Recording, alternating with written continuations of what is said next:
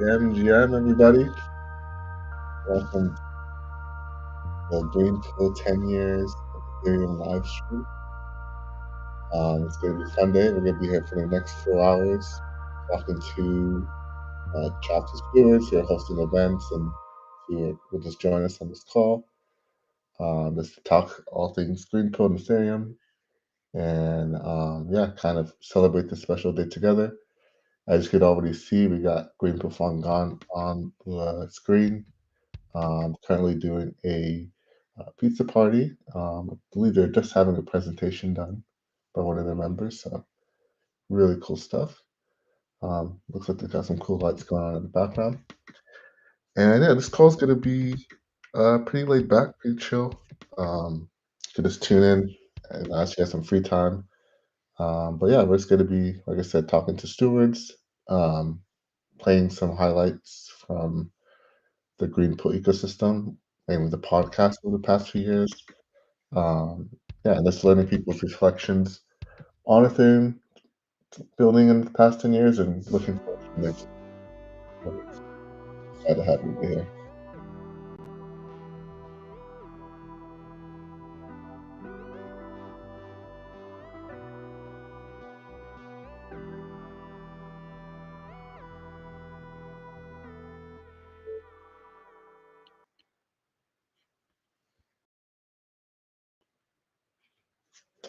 Anastasia was just actually here a little bit ago talking, so she'll probably hop back on the camera in a bit.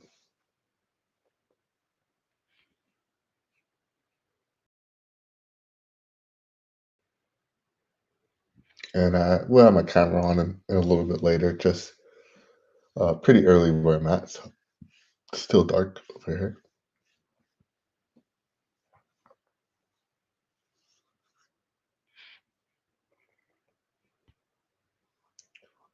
So while things get started, I think we'll first kick things off with some YouTube watches of some highlights of some previous episodes, just to get things started. And then also during the stream, midway through, when the Ethereum Foundation or Ethereum does their live stream, we'll be streaming that during this call. So don't have to switch over, to just stay here, and we'll be able to watch the block transition into the next decade.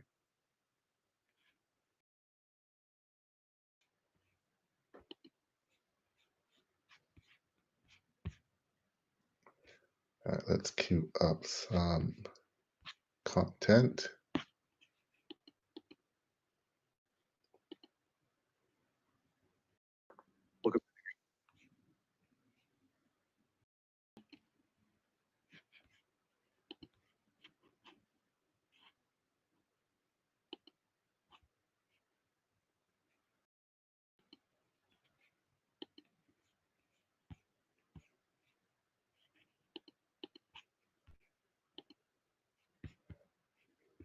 All right, let's play a highlight from the Greenpill podcast.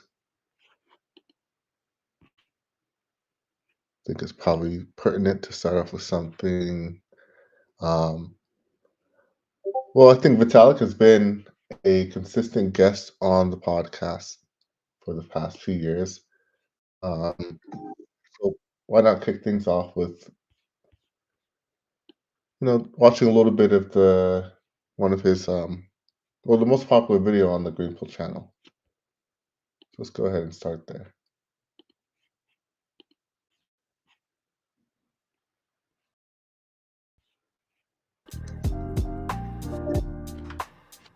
Welcome to the Greenpill.network podcast. If you're just joining us, we are building a network society of thousands of hackers, dreamers, and doers using crypto to bring positive sum digital systems to the world. This podcast features the people who are doing it and is published every Tuesday and Thursday. If you want to learn more, visit our website at greenpill.network, where you can download the Greenpill book for free, join the Discord, and become a member of your local Greenpill.network chapter. My guest today is Vitalik Buterin, the founder of Ethereum. And we talk on this episode about Vitalik's interest in public goods. Why does public goods matter to Vitalik Buterin? We talk about his vision for public goods funding within the Ethereum goods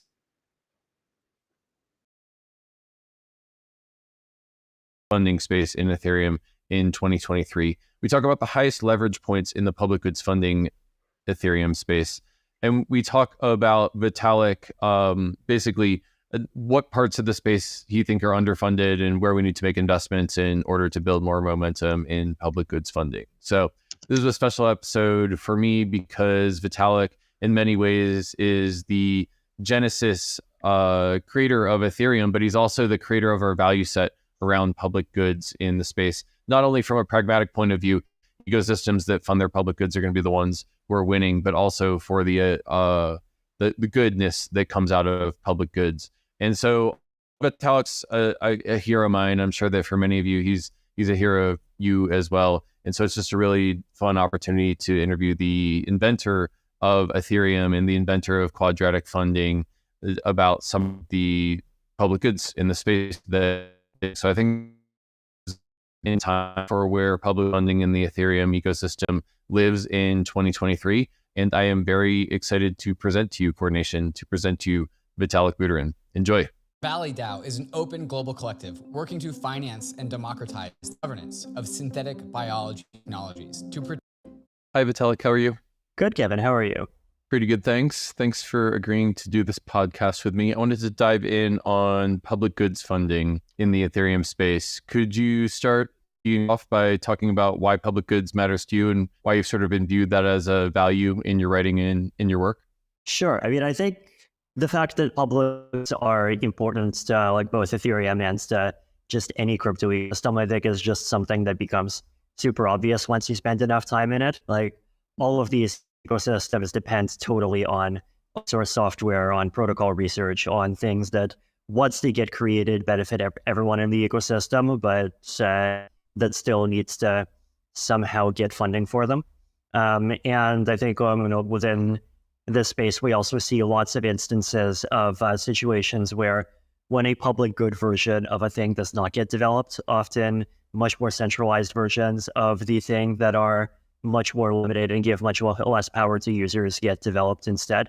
And there's just lots of examples of this, I feel, everywhere in like both in Ethereum and the crypto space, but then I think it's also a pattern that exists across the internet in general, and given just all the different parts of the offline world, right? Like scientific research is a thing that all of humanity really benefits from, right? And if one guy figures out how to make a solar panel, then that's more efficient. Then everyone can go and start benefiting from that. Everyone gets better electricity, and then on top of that, everyone benefits again because polluting sources of energy decrease because there's more alternatives to them.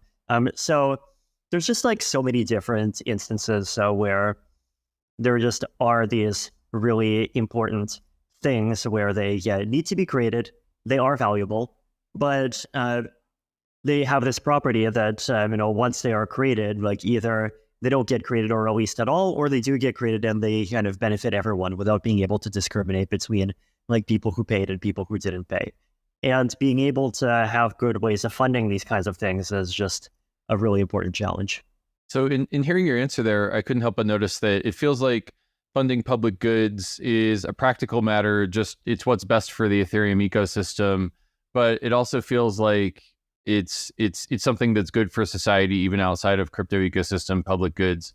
When you think about Ethereum and public goods funding, are you thinking more about tangible matters of public goods for the Ethereum ecosystem, or are you actually thinking this will be one of the biggest exports as Ethereum reaches scale, if it becomes a backbone of an internet financial system, that it'll actually export public goods funding sources and mechanisms to the world? Some of both. I think one thing that's important to remember about public goods is like all kinds of public goods exist that have different scopes, right? And like almost any public good is scopes to some kind of community. I mean, I think things like fighting against climate change, as I mentioned, might be like the closest thing we have to an exception, because basically, unless you're like Canada or Russia or Norway, the Earth's temperature going up is like very significantly bad for you, and so that covers like most of the planet. But if you think about things like, let's say, for example, creating translations of blog posts, let's say not even about crypto, let's say about like chemistry into Turkish, right? Like that benefits people in Turkey, that benefits Turkish-speaking communities in other countries, that particularly benefits people who care about chemistry, right? So like every public good, I think, is attached to some particular community, and like ultimately, there are some that have these extremely large scopes, and there's definitely some whose scope comes close to approaching basically all of humanity. But then there's also all of these public goods that have smaller scopes, and I think they're both important. The way that I see Ethereum playing into this is that I think, first of all, public goods are just obviously hugely important for Ethereum itself, and there's a lot of like very specific properties of the Ethereum ecosystem that make them even more important than usual, right? I think just the decentralized nature of the space makes it even more inadequate than usual to have a centralized version of a solution to any particular problem. And the challenge is that if you create a decentralized solution, then often enough it's not going to have a business model for the creator baked in, and so it does become a public good, right? Like if it's decentralized, you can't have some kind of gadget in there that discriminates and like only makes the thing available to people who contributed to paying for it. So within Ethereum itself, I think they're super valuable, and I definitely do have this hope that the Ethereum community can be a testing ground for these mechanisms. And once the mechanisms get developed and perfected here, they can be exported and applied to a whole bunch of other spaces as well, right? Because I think ultimately those spaces are facing like basically the same kinds of problems. My sort of basic intuition is that the properties of blockchains that you get when you build a public goods funding mechanism on top of a blockchain, transparency, uncorruptibility, globalness, and programmable state machines would be a really big advantage for building public goods funding mechanisms that disrupt state-based funding mechanisms, which are not transparent, which are arguably less accountable to their constituents. And so it feels like blockchains give a lot of really fundamental advantages when it comes to designing a mechanism that's more democratic or accountable to a population of people. And I'm wondering if you think is that a competitive advantage that will help blockchain-based public goods funding mechanisms disrupt traditional ones in the future? Do you have any sort of vision around that? Yeah, it's a good question. I think blockchains in general are very good substrates for implementing systems of rules, and basically implementing them in such a way that they're transparent, like everyone can see what exactly the rules are. Everyone gets a guarantee that the rules are being followed. It's all being done in a way where it becomes much harder to cheat.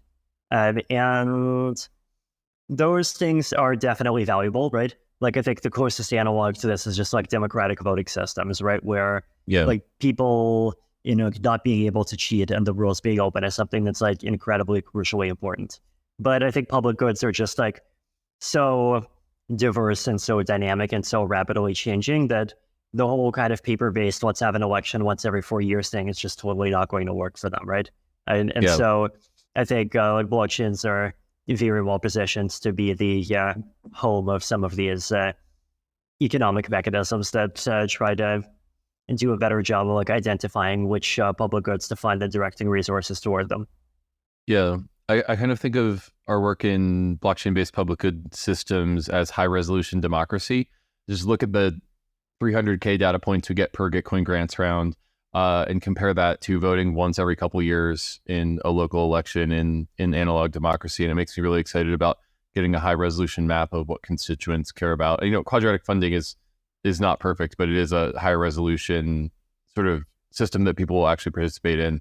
So high-resolution democracy is a meme that comes up in my mind. I'm not sure if you have anything to add on to that. Yeah, no, I think it's an excellent frame. I think I might have even used it in something that sounds similar to it in one of my posts myself a couple of years ago. Like, I think even like social media as a currently somewhat dysfunctional but potentially really improvable version of high resolution democracy is like another one of those kind of metaphors to think about. Yeah. Speaking of social media and public goods, I don't know if you saw, but myself and Raid Guild launched a version of quadratic funding on Lens, where every Lens post is a grant and every tip is a quadratic funding contribution. And we're able to raise 20K for anyone who talked about ETHCC in France this year. So my basic intuition there was that you spend 15 minutes per quarter funding your Gitcoin grants, but what if public goods funding was imbued into our social media atmosphere?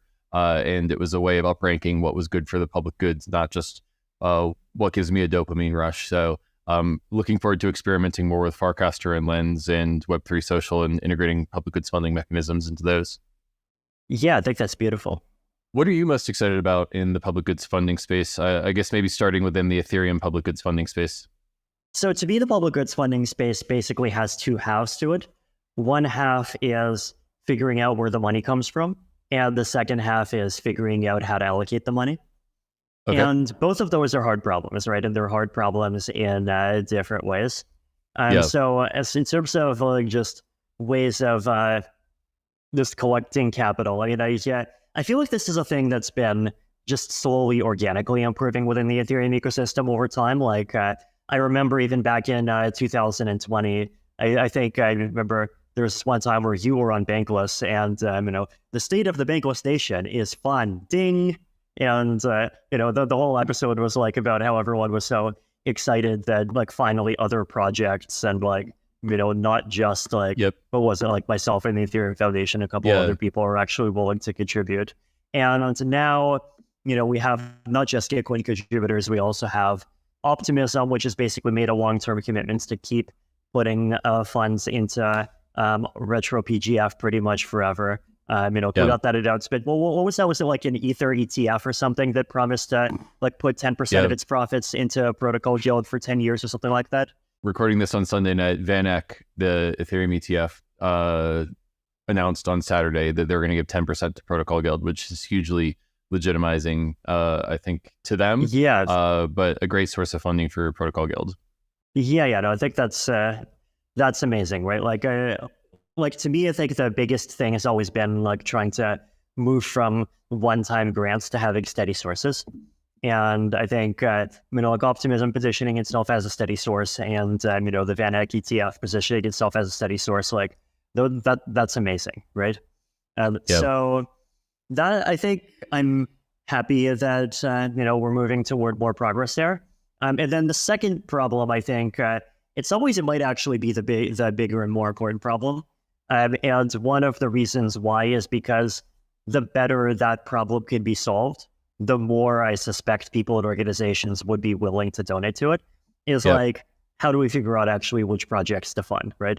Like if there was a strong, effective, and credibly neutral pot where you just know that if you throw money into the pot, public goods projects and people behind them would actually be compensated, and it gets done in a way that's like reasonably fair, then that's something that lots of people would be willing to like potentially automatically airdrop to and so forth, right? So that is, it's a big challenge, right? And obviously quadratic funding and retro funding are two of the mechanisms that are really trying to go in there. I think probably the biggest challenge that I see is basically creating higher fidelity sources of information about like who contributed to what projects are upstream of what other projects, probably helping to better surface projects that are really important but that are less visible. Like basically trying to find and support things that are 2 or 3 steps behind things that are in the public eye, reduce people's feeling that they need to market themselves and talk about how cool they are in order to get more funding, and like basically really start solving some of those problems, right? And so I think in the case of Optimism RPGF, the one thing that's interesting is that they're starting to, like, I think, experiment with moving towards some kind of delegation and some kind of multi-layer structure. The thing that I find interesting about the work on hypercerts is that it just basically standardizes the whole model. Then I mean, I saw that I think on your podcast he talks to, I forget the name, the founder of T.xyz, right?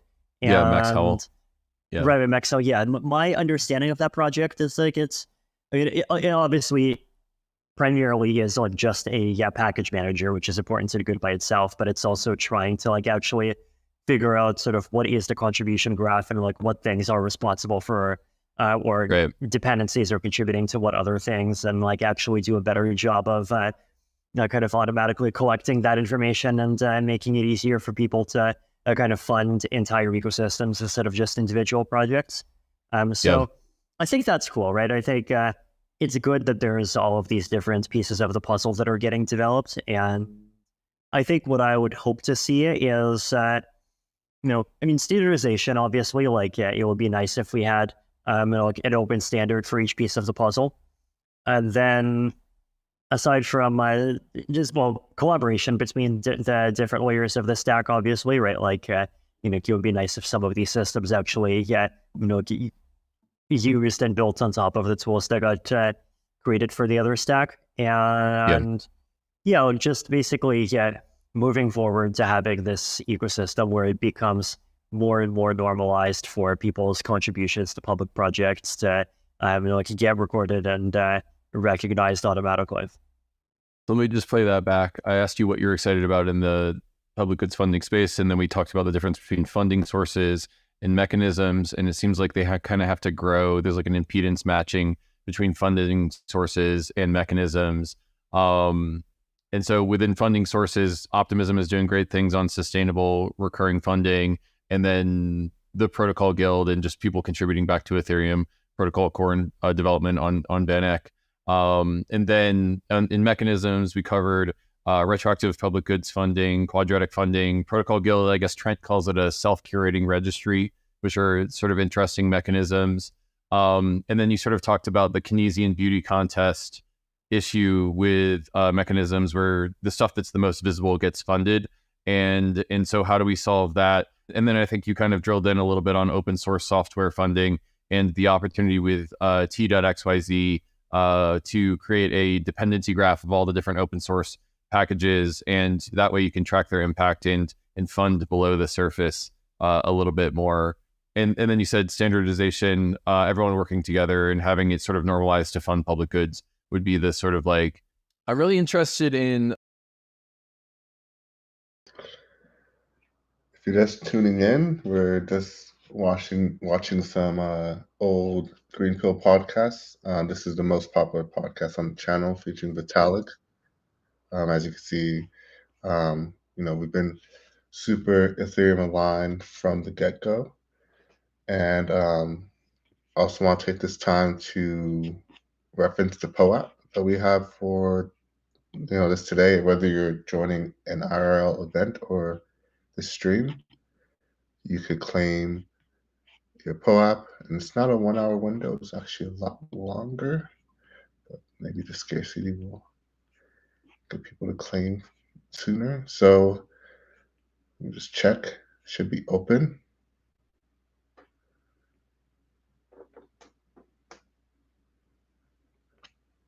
Yes, I believe it's open. So go ahead and claim your POAP. This same code, Greenpill-Ethereum, also will enable you to get 15% off your first order at the Greenpill merch store, which I'm proud to unveil right now for the first time on this stream. So we now have a merch store. We have a few shirt designs to kick things off. We have the 10 Years of Ethereum shirt, designs done by Sophie, which is really a really nice design. As you can see, with the Ethereum and then pills. And then also, if you weren't able to attend ETH Denver and get your ETH Denver shirt, we also are uploaded the design and selling that as well, so you can get that. And then if you like dark mode and just like things a little bit darker, we also have dark mode version of the merch. So yes, let's go ahead and spend some time. Go grab some merch. 15% off. Don't forget the code is Greenpill-Ethereum, and you should be able to purchase shirt, sweatshirt, or hoodie. Once again, the code is Greenpill-Ethereum. And it looks like we have Swift Evo joining from, I want to say probably Taiwan, GreenSofa. Let's see. Can bring him on the stream. Hey, what's up, Swift Evo?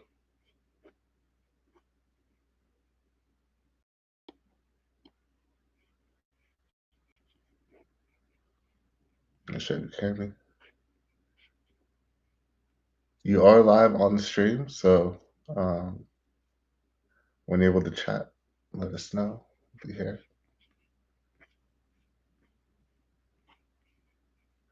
And let me drop the link to the merch store for everybody in the chat.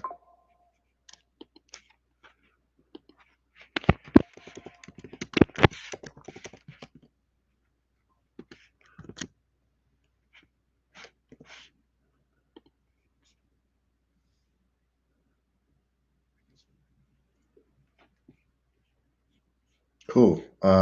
Good. Restart this video for a bit, and then we'll transition to the Ethereum live stream starting at the top of the hour. Figuring out what the highest leverage points are for builders inside of Ethereum spaces. So, what do you think the highest leverage points are for the average builder who has software skills or design skills or copywriting skills or memetic skills to contribute to building this movement of public goods funding in the Ethereum space? One interesting place to start where I feel like there hasn't been much work on yet is like basically taking existing data sources on the internet about people's contributions, like even just things like GitHub commit records, and each research post and similar things. And I mean, first of all, just like standardizing those as data sets and trying to convert those into like in data in some format that's a kind of a better match to the actual problem, which is basically identifying like which project is a dependency of which other project and like which person contributed how much to which project at a particular time. Like that feels like something that should be possible for anyone to just like go and do independently, right? And like you can probably hackathon out a proof of concept for like, hey, like here are the top contributors to this project based on GitHub data. I mean, obviously it's the sort of thing that it really needs to be done carefully, just because like any way of measuring people's activities is going to inevitably overvalue some things and undervalue other things. And at some point, it's just once you like set the mechanism in stone, it's going to be gamed. But at the same time, the nice thing is that contributions made before this meme becomes a thing are probably not going to be gamed as much, and so you can start from those and you can reward those.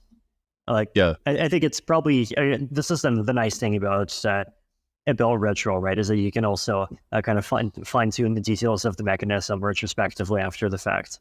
Yeah, I think that's one place to start, and then trying to integrate that into some of these existing systems. Like, does it make sense to have a thing that like auto prints hypercerts on some layer 2 based on records that have already existed?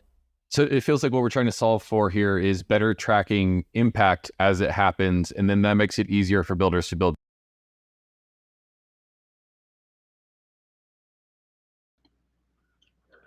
Hey, Steve, are you there? Yeah, can you hear me? Yep. I'm not. Oh, great! Finally, yes. Sorry, I'm outdoor right now, so I try to test all the connection and setting. And it's good to participate this meaningful event for celebrating that 10th years anniversary for the Ethereum. So I joined Web3 since October 2023. formally.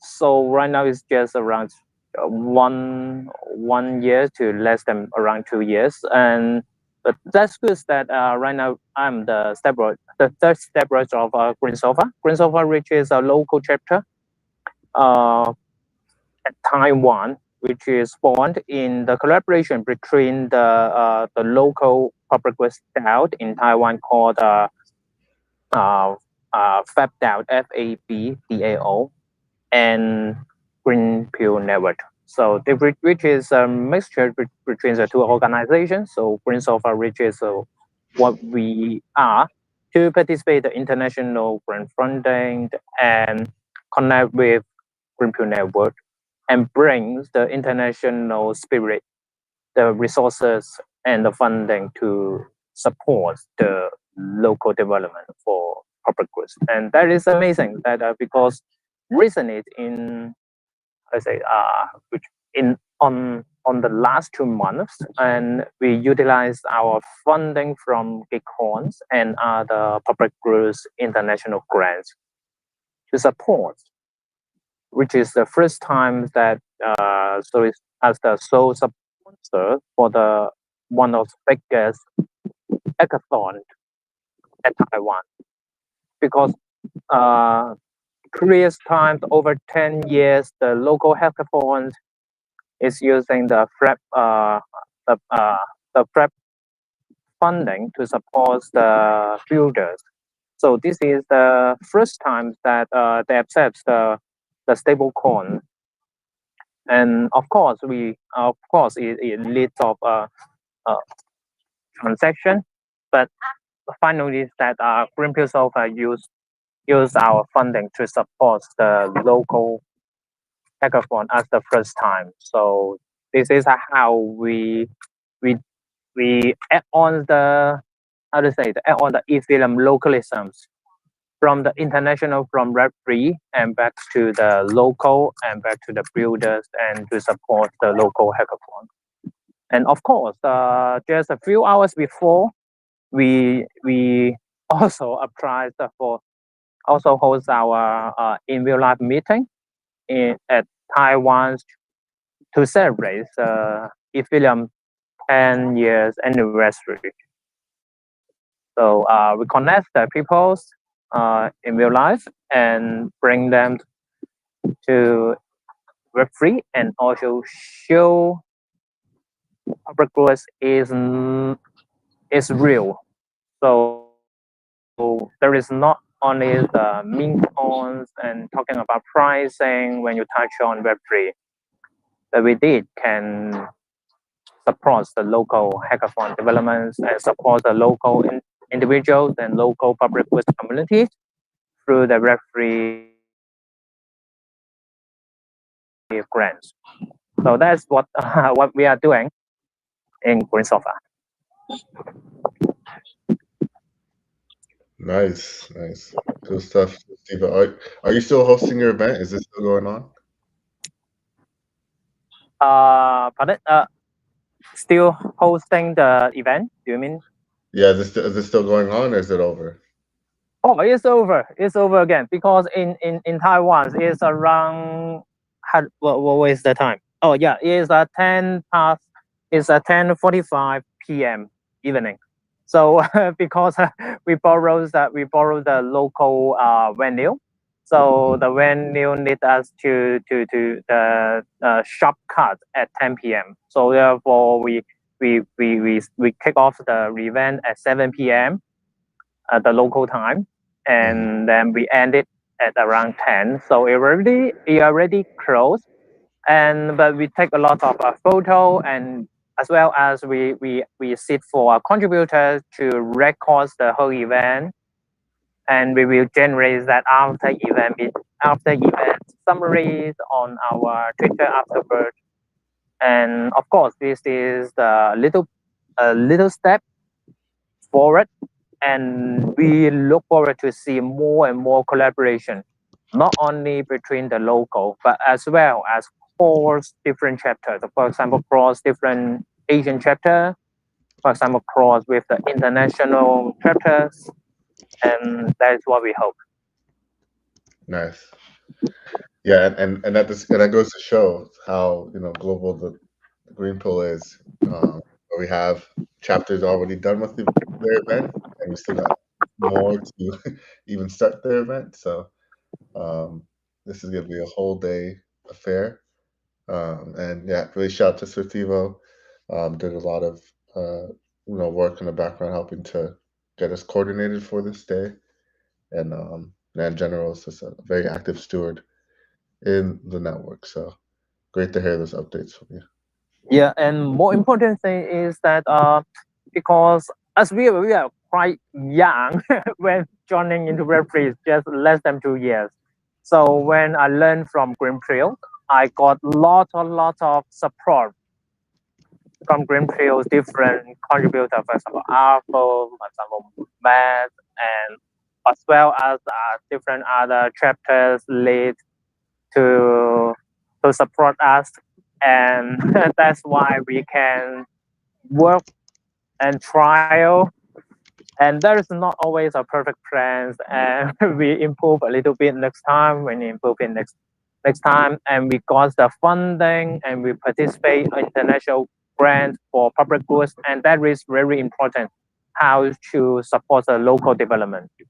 So because without you and without the whole ecosystem and without Greenpill, we can't do it at this moment. So that is the very important things. Yeah, I appreciate that, and yeah, definitely agree with that sentiment.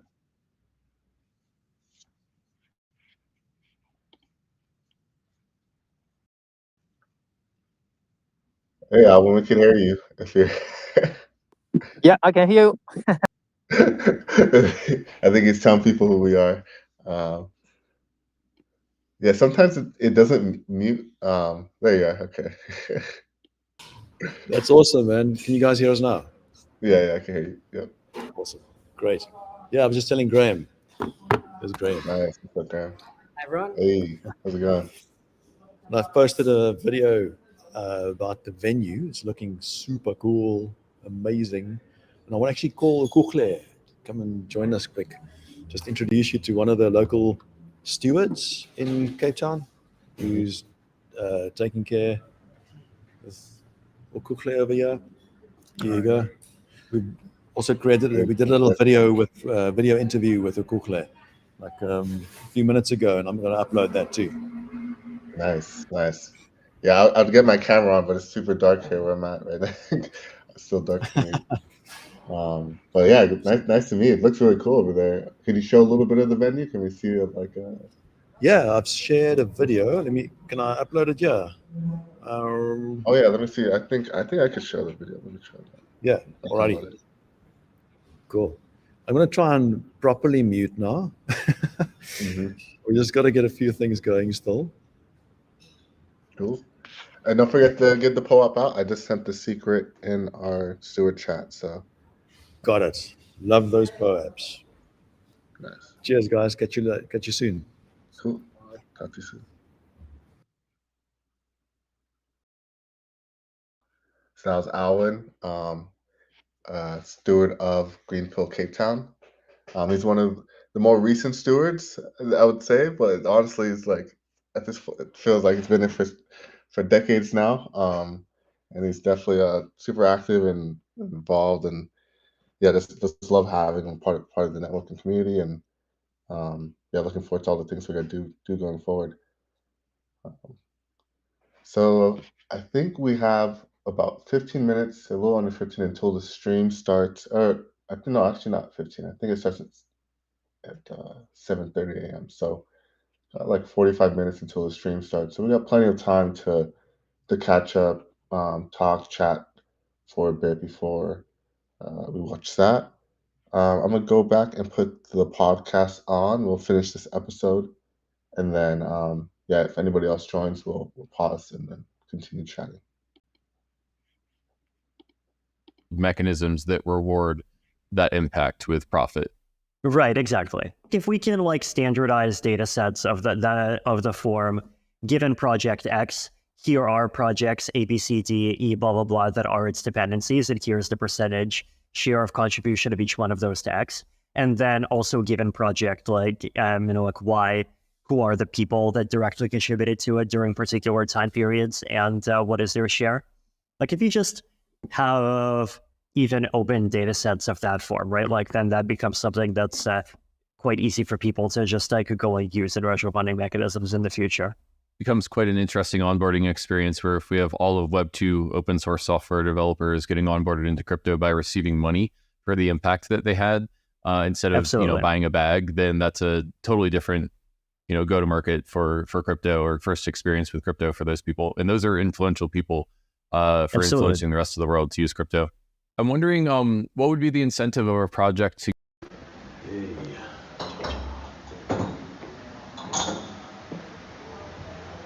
I think the ratio is a little messed up. Let's see if I can fix that. But this is a one in Cape Town. Oh wow, that place looks really cool. Wow. Okay. That's nice. Guys, apologies for the ratio being all messed up, but it's really nice. Yeah, that looks really nice. So if you're in Cape Town, actually, I don't think. Well, Alan could probably. I don't know my geography, so I don't know if it's like this being in Cape Town makes that super accessible. But if you're nearby, where Alan's at, definitely stop by. Marketing is, like, why not just free ride? I guess I always come back to how do we solve the free rider problem when it comes to people actually giving to these kinds of projects? How do we solve the free rider problem? I mean, compensate the people who are not free riders, right? That's kind of what we're trying to do. Yeah. Is there anything else within impact tracking and smarter mechanisms that you're excited about? Yeah, actually, one interesting particular thing is when we start thinking about rewarding people for impact with rewards other than money, right? So, like, to give one example, so Taiwan has this gold card program, right, where it's basically a visa that allows you to live and work in Taiwan for 3 years, basically, kind of equivalent to a residence permit, though, definitely focused on digital nomads to some degree as well. And one of the interesting things about the Taiwan Gold Card is that it has a rule that one of the ways that you can be eligible for it is if you show that you've been actively contributing to open source for the last 8 years, right? And like, that's new, right? Because normally, we think of governments like immigration authorities as being pretty stodgy people, and like they really care whether or not you have a degree of Harvard, and if you work for a company, like, show me your salary and things like this. But like, here we see Taiwan like actually being interested and innovative in that particular way, right? And what I think is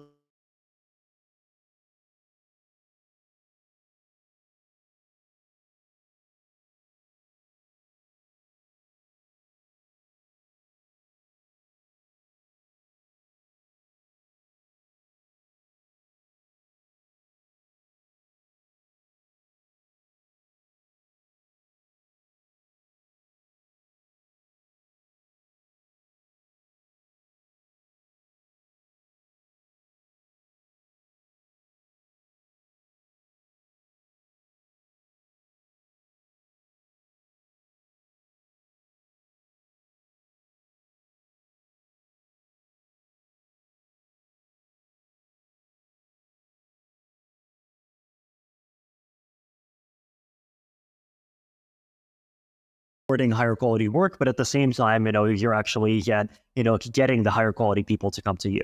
So that's something that can be replicated within the Ethereum community to some extent, right? Like, I think the Protocol Guild, I believe, also has a rule that, like, if you're in the Protocol Guild, you get like free tickets to participating conferences or something like that, right?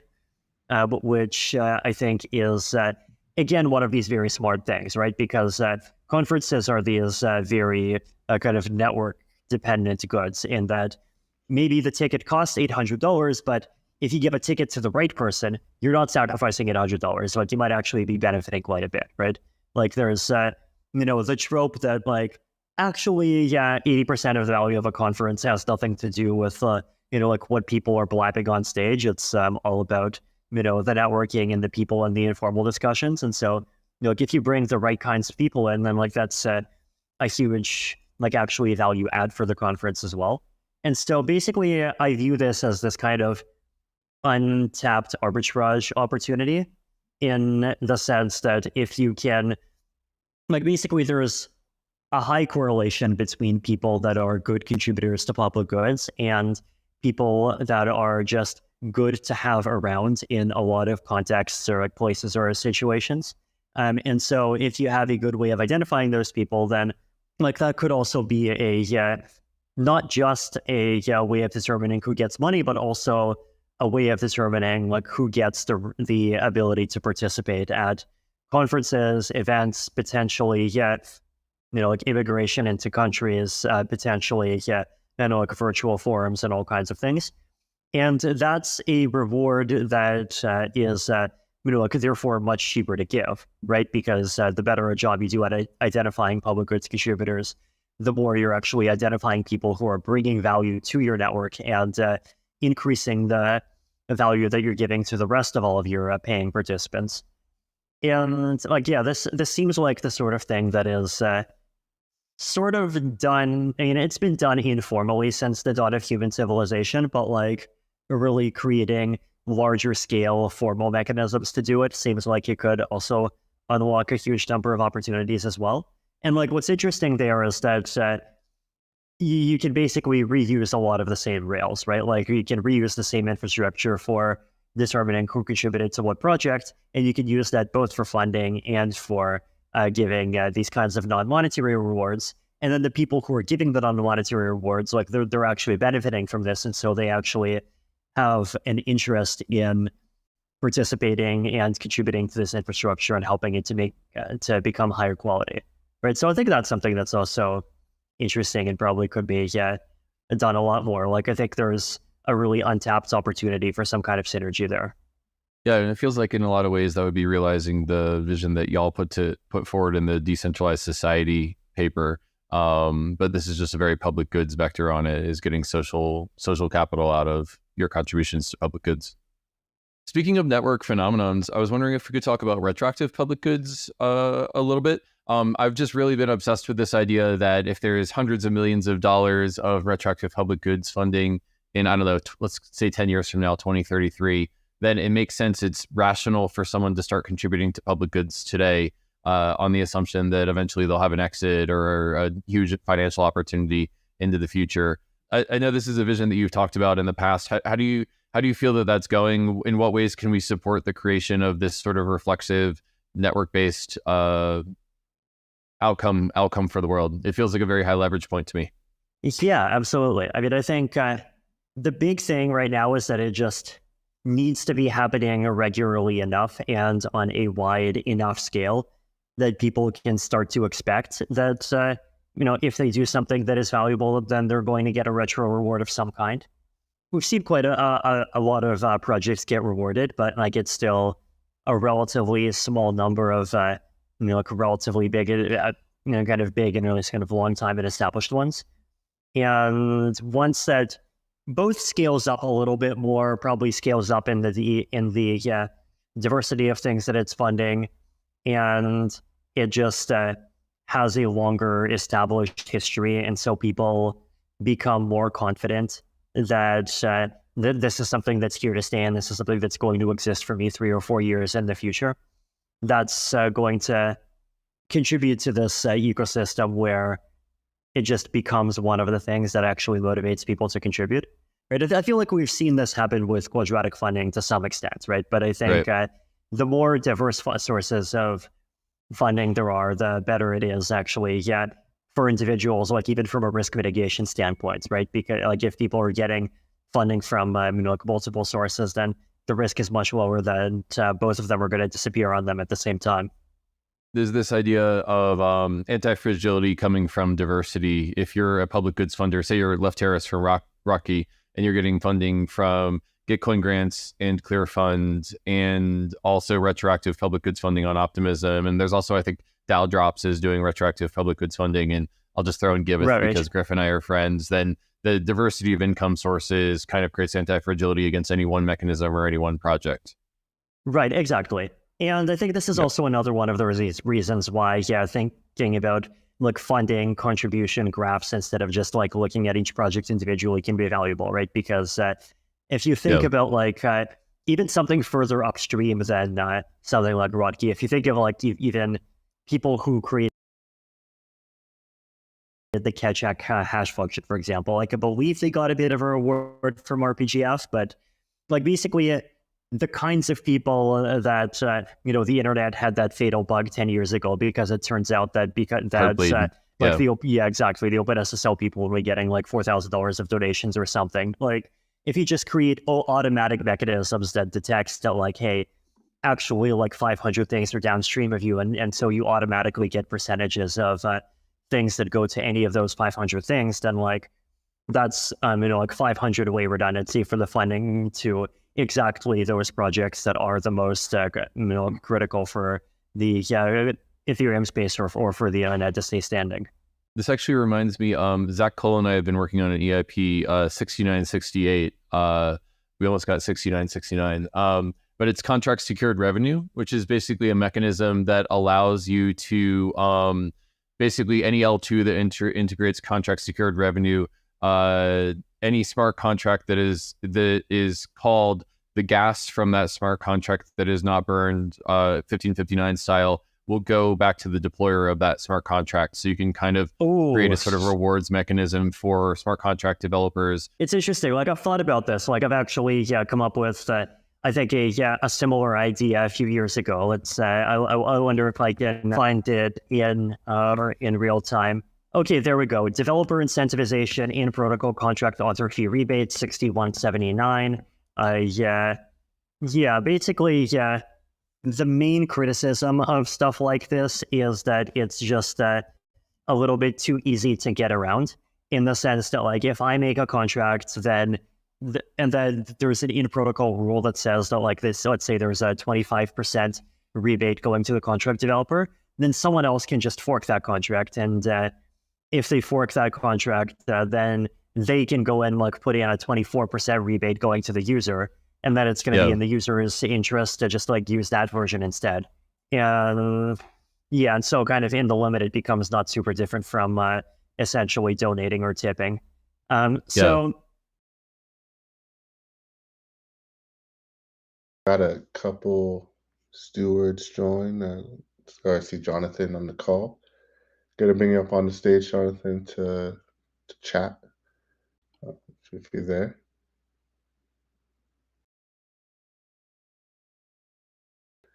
Jim.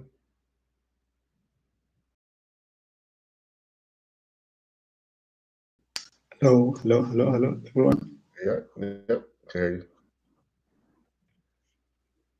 Can you hear me? Yep, can you hear me? Hello? Yeah. Thank you. Good morning, good afternoon, good evening, wherever your time zone is. Once again, my name is Jonathan Ring, and I'm spearheading Greenpill Uganda Network.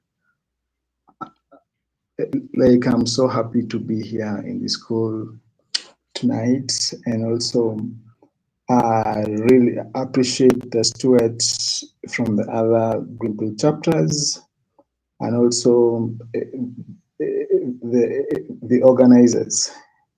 Today we are gathered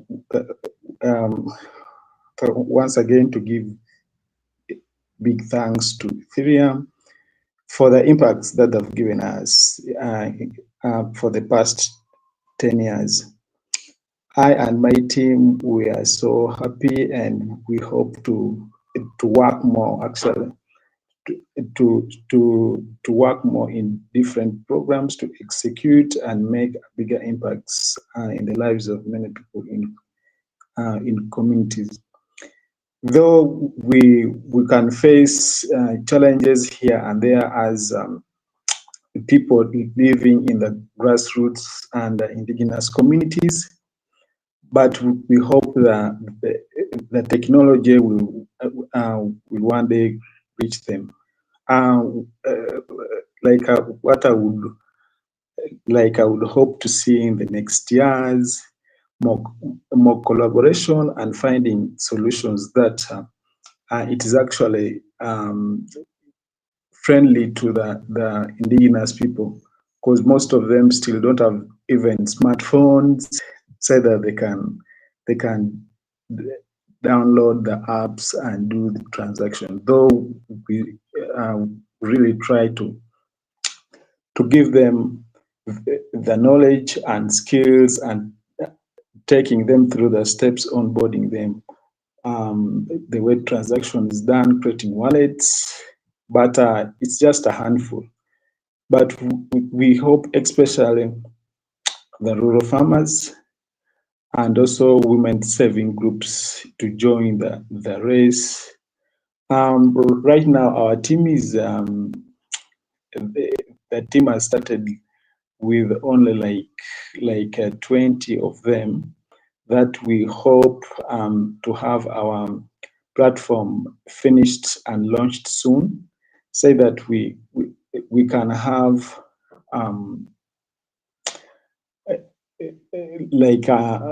we can have an integration whereby a crypto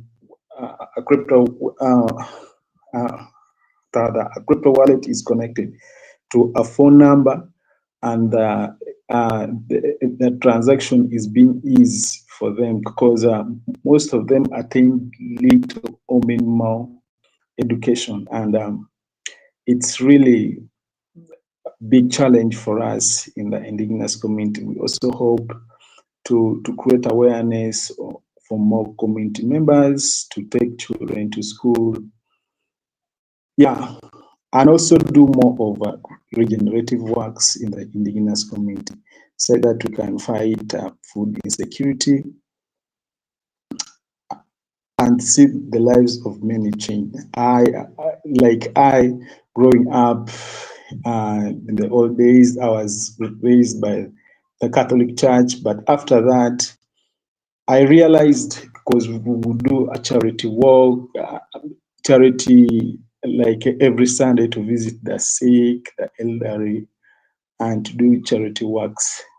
But I realized a lot, because in the African settings, things are not the same as in the other parts of the world. Like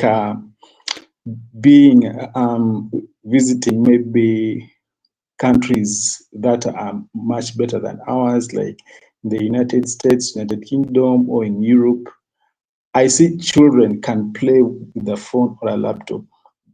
But in the indigenous communities where I live, this is really a challenge, because very few children can actually, to this point, very few children can actually stand to operate a computer or a phone. Yeah. So I actually, oh, sorry. So I really appreciate like our friends, but we hope to grow big and bigger. And I also urge my friends to call more people to join the Greenpill Network. We can have a bigger network within the shortest time possible. Like by the end of the year, we can achieve many, many goals. And also, I hope maybe one day in Uganda we can have an ETH conference organized by Greenpill Uganda and other networks. Thank you a lot, my fellow steward, and maybe I can come back at a later age if there's something or there is a question for me to answer. Thanks. Yeah, thanks for sharing that, Jonathan. And yeah, Jonathan's steward of the Ugandan chapter, and yeah, had a great conversation with him last week around some of the environmental work he's doing, and some other initiatives. So yeah, great to have you in the network, and yeah, looking forward to what we're gonna build together. Looks like we have a few more stewards. We got a lot more stewards in the back room waiting to join the stream. We got Amio, from Greenpill Nigeria. We got Greenpill Brazil. I think that's Luisa calling in from Rio. And then saw Diogo here for a bit, but he'll be back. So bringing you guys on. Know that it might say you're muted, but you'll be unmuted first. So just mute again if you don't want to talk. But yeah, bringing you guys on.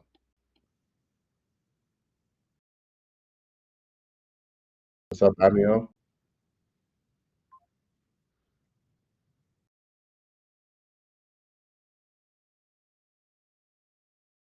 Rio, can you hear us?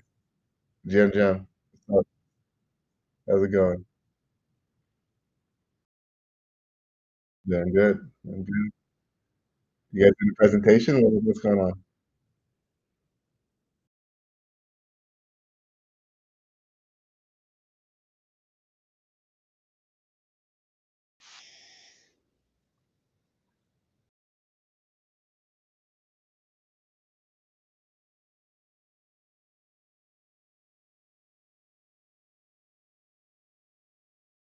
Nice.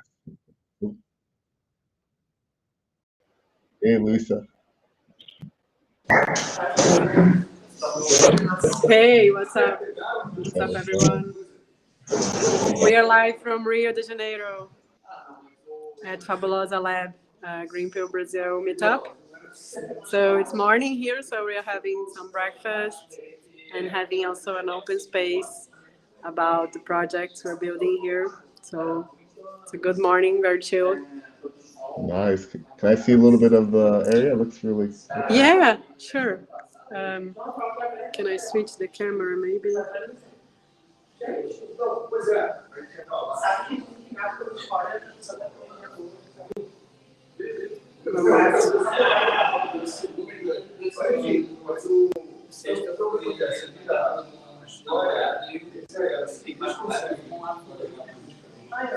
So, Afro, I was thinking without knowing that I was muted. Can you see my video? No. Yeah, there we go. So we have a garden outside. Some people are smoking there too, but you cannot see them. And we have a nice breakfast here in Diana. And here we have some digital fabrication machines from the lab. This is Clarice. Nice. Hey guys, say hello to the Greenpill live stream. Hi. Hi, what's up, guys? Hey, I'm here. So we're having, and this is Mira. She's also chilling with us today. And we have some nice coffee here. Nice. And some other people around. So it's really nice to celebrate together. Awesome. Cool stuff. And I see Amio showing Nigeria. See a few people sitting down. Nice. Well, you guys have food? Like, you guys eating anything? Yeah, we have pizza. As you can see, we have pizza. See our pizza.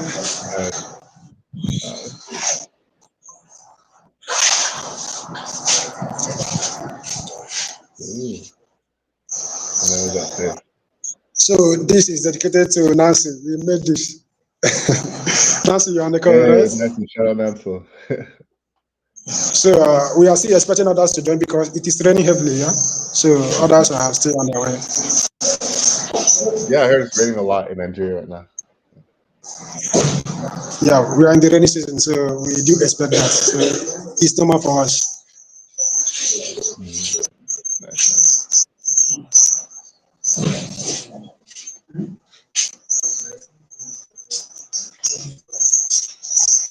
Cool. And, see, I see your camera.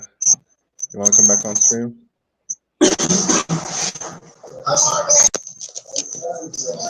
Okay, you might just be talking. We also bring Diogo on.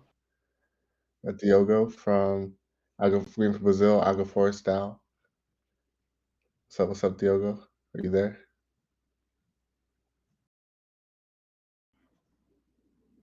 There he is. Hello. Afu. Yeah. Hello, Greenpill Network.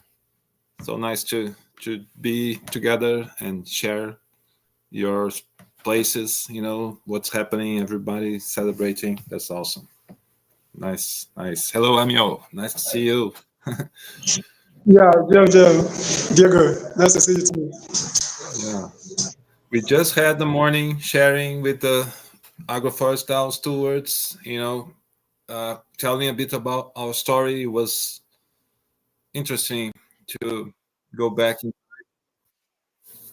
like how it started when, well, at least we need to decide the place when it starts. But the first online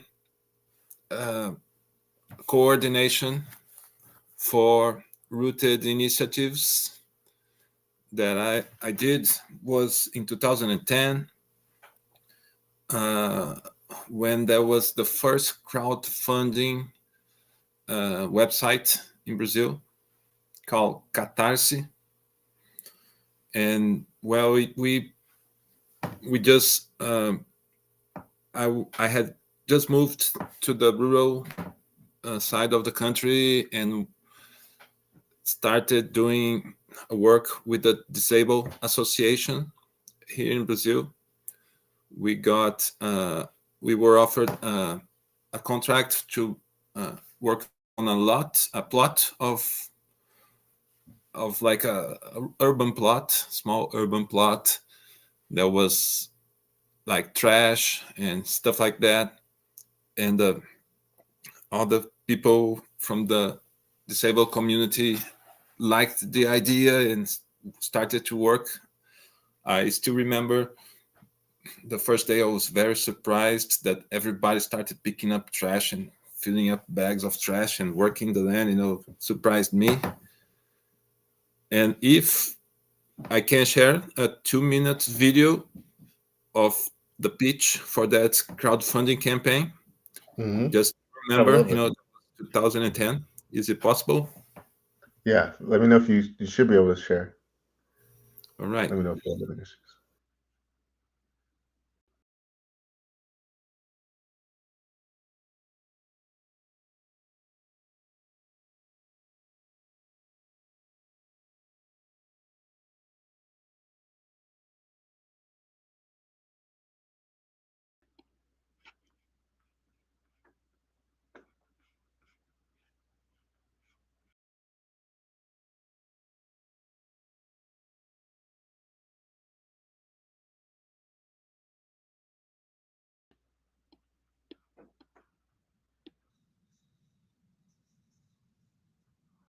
Okay, see your screen. Let me add it to the screen.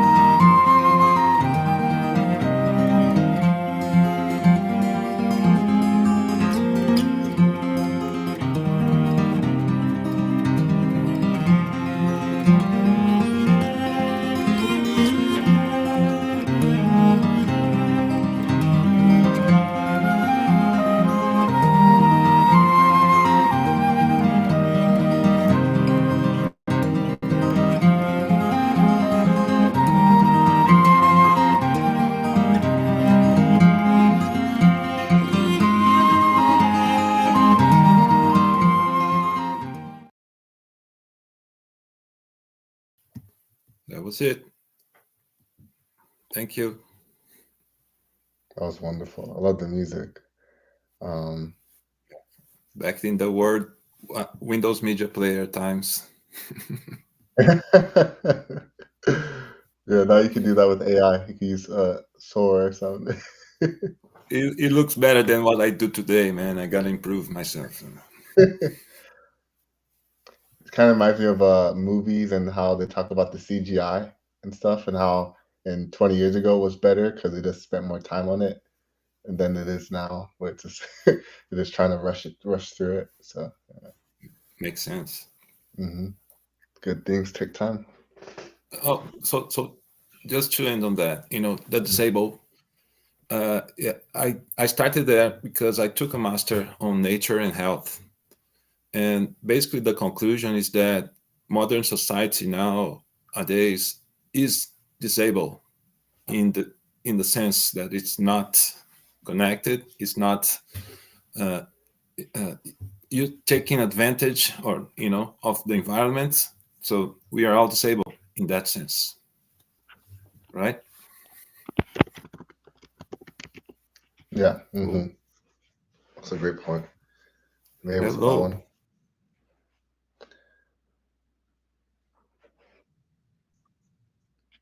I think Greenpill Brazil's back on the stream. Okay. The annoying thing with Talk Studio is that it doesn't mute.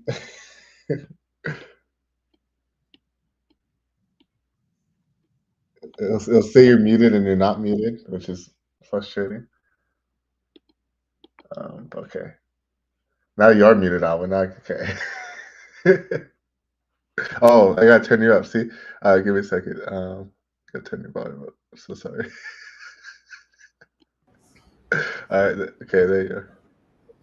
How's that now? Can you hear me? Yeah, I can hear you. Nice. Cool. So what's up? Yeah, I don't know if you saw the video from. I uploaded a video from Ntwana Yasikasi from Okukle. Uploaded that to our Telegram group if you want to share that, or maybe. So I think it's about 2 minutes. Just a quick intro to what he's doing in Cape Town. Yeah, would love that. Let's see. Because I know, are you on your laptop or phone? I'm on a laptop at the moment. I can jump to a phone. Well, you could share. You could share your screen like Yoga did, if possible. Yeah, for sure. Let me just grab it quickly. Where is that now?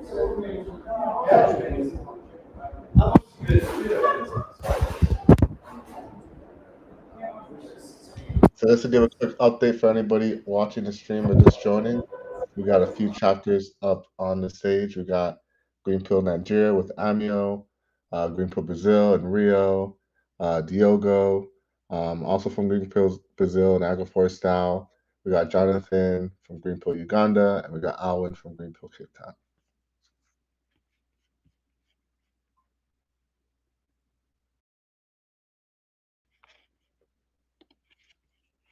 And for any steward on the stream, yeah, we could use the steward's chat to chat. So if there's any message you need me to see, I'll be looking there. I think some people can't send messages. Yeah.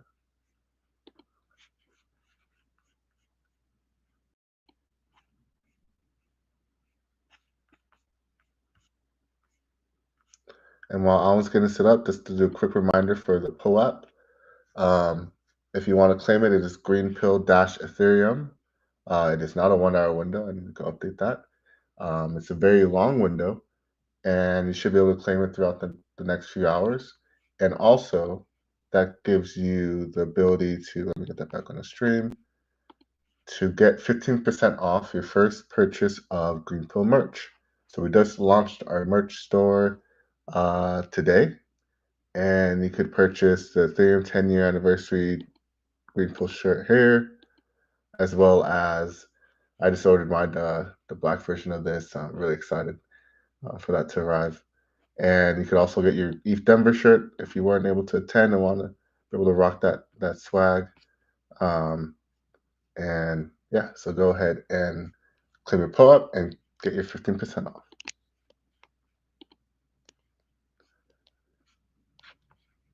All right, well, let me know when you're ready. Yeah, I'm going to try for my phone rather, Afil. It's not uploading to the laptop. Just give me a sec. Mm-hmm.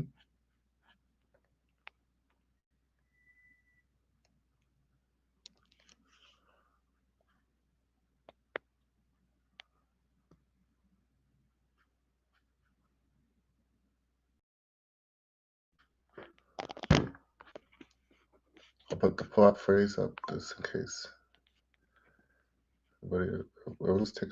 Let's scroll through the merch store. So also shout out to Sophie for helping with setting this merch store up, as well as creating the designs for the 10-year anniversary.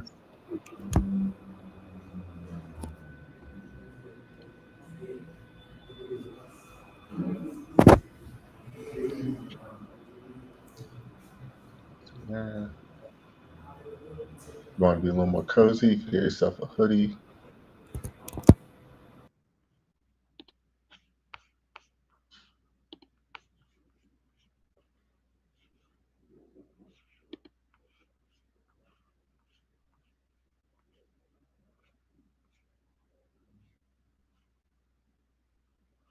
Definitely see a place where we need to update something. So we need to update this input.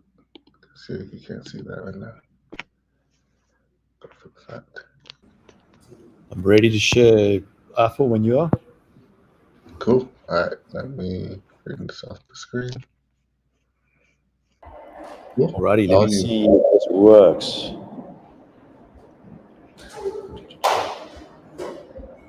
I may just need to drop off quick and back in because it needs permissions. Let's see how that goes. Okay, I've got to quit and reopen. I'll be right back. Okay.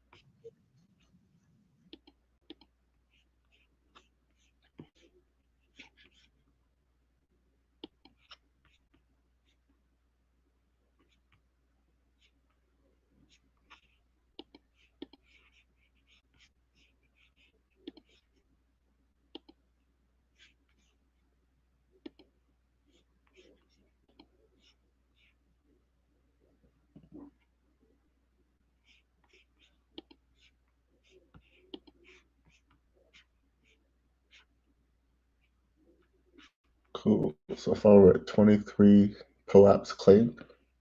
So make sure you claim your POAP. You haven't done so already.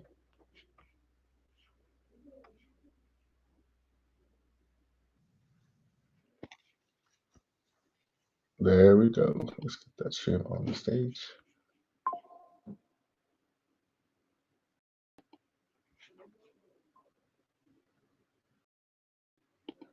Okay, we can't hear audio. I wonder. Yeah, can't hear the audio, Alan. Are you playing this through Telegram?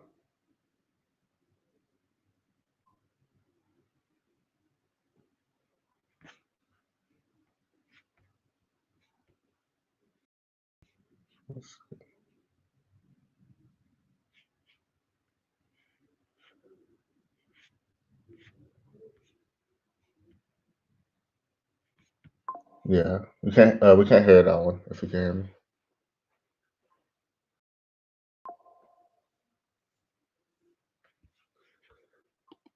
Okay.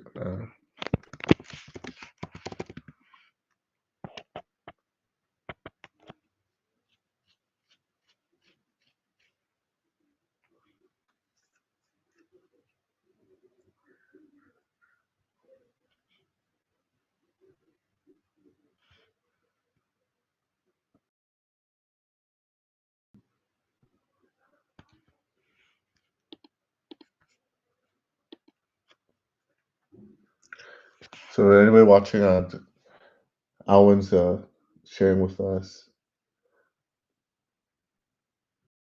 one of the Cape Town members talking about their project. Can't currently hear, so hard to explain. Maybe try if you're able to download it. Well, can you forward it to me? I could download it and I can play it.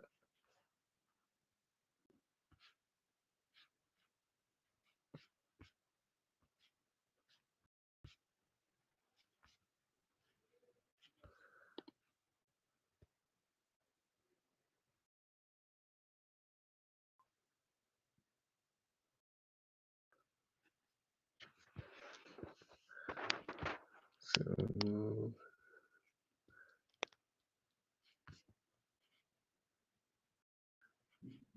want to try this? I see. Okay, no, it's gonna be an infinite window if I put that on the stream.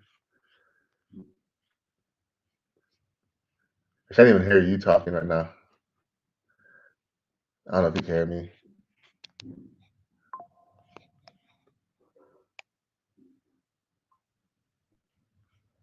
Yeah, yeah.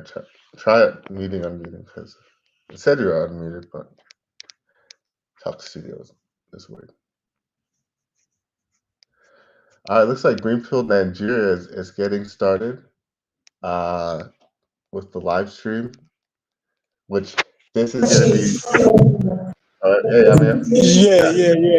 We are getting started.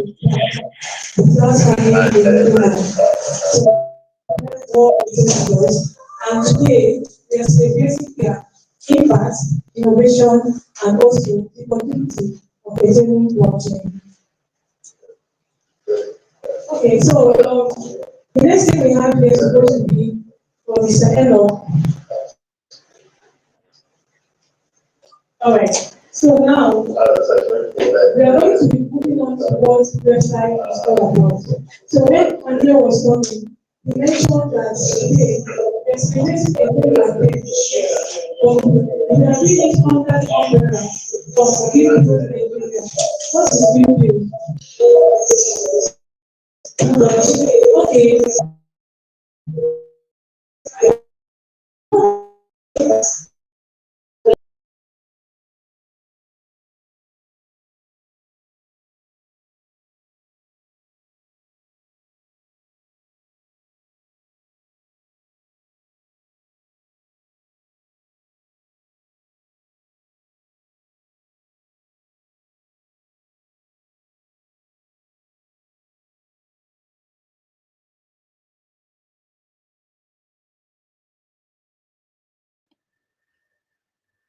That's Greenpill Nigeria, and we will have the stream going live too in a bit.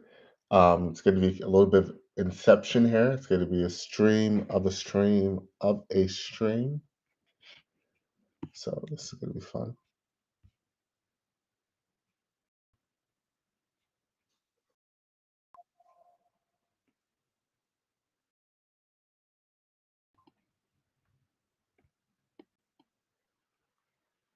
Thanks. And welcome back, Jonathan.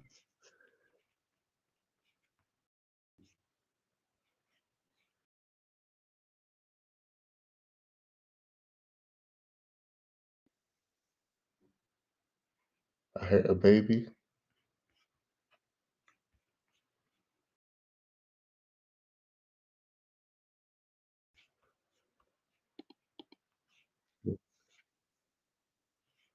Let's go to the stream for a bit. To all of us. And we have an amazing lineup today for this celebration. Austin, tell us what we have coming up. We're going to travel around the world. We're going to take a walk down memory lane. we're going to look into the future of the Ethereum protocol. We're going to talk to a few builders. We're going to hear from Vitalik. We're going to hear from the co-executive directors of the Ethereum Foundation. And then we'll conclude with a special on-chain commemoration. Woohoo! Yeah, we have amazing community from all around the world with us today. And are you guys ready to meet some of them? And more than 100 meetups are happening in the 51 countries today to celebrate Ethereum. And let us pop in and then meet a few of them. Let's see who we have first. Welcome, Toronto. From all around the world with us today. And are you guys ready to meet some of them? And more than 100 meetups are happening in the 51. Oh, there is a little bit of delay. Yeah, there's a delay. To celebrate Shout it out. And let us pop in and then meet a few of them. Welcome, Toronto. You're on. First, welcome, Toronto. Hi.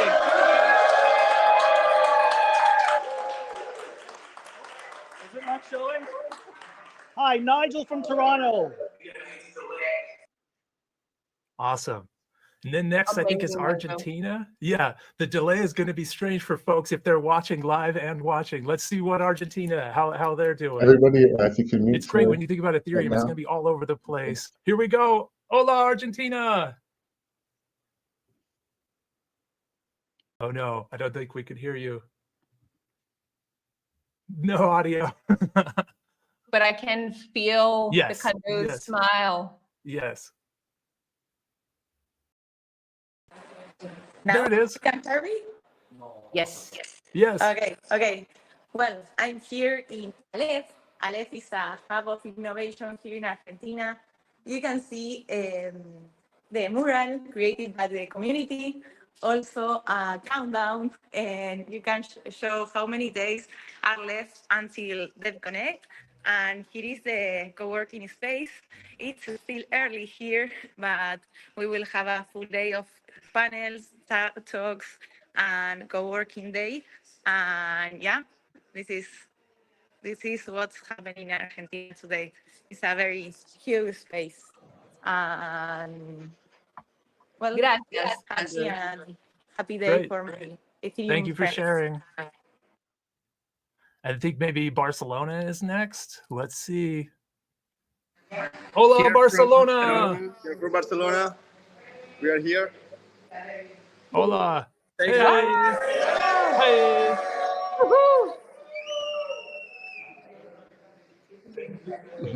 Good crew, good crowd. And then now the people of Nigeria, Alpha Niza, Una, welcome.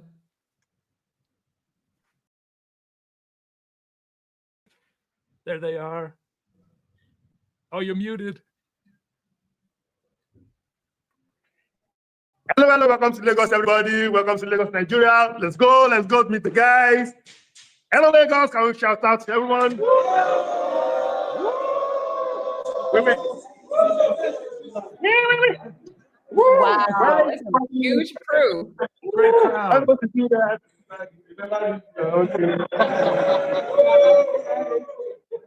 Amazing. Thank you, Ayo, and thank you, everybody. And then let's tune into Tel Aviv. Shalom, Tel Aviv. Shalom.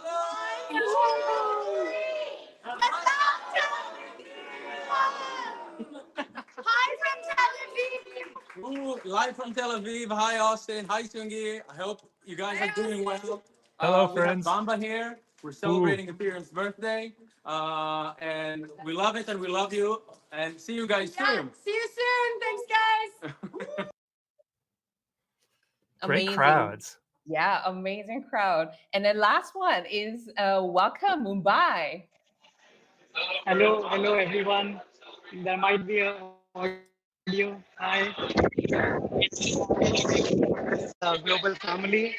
And here's everyone from Mumbai. Hey.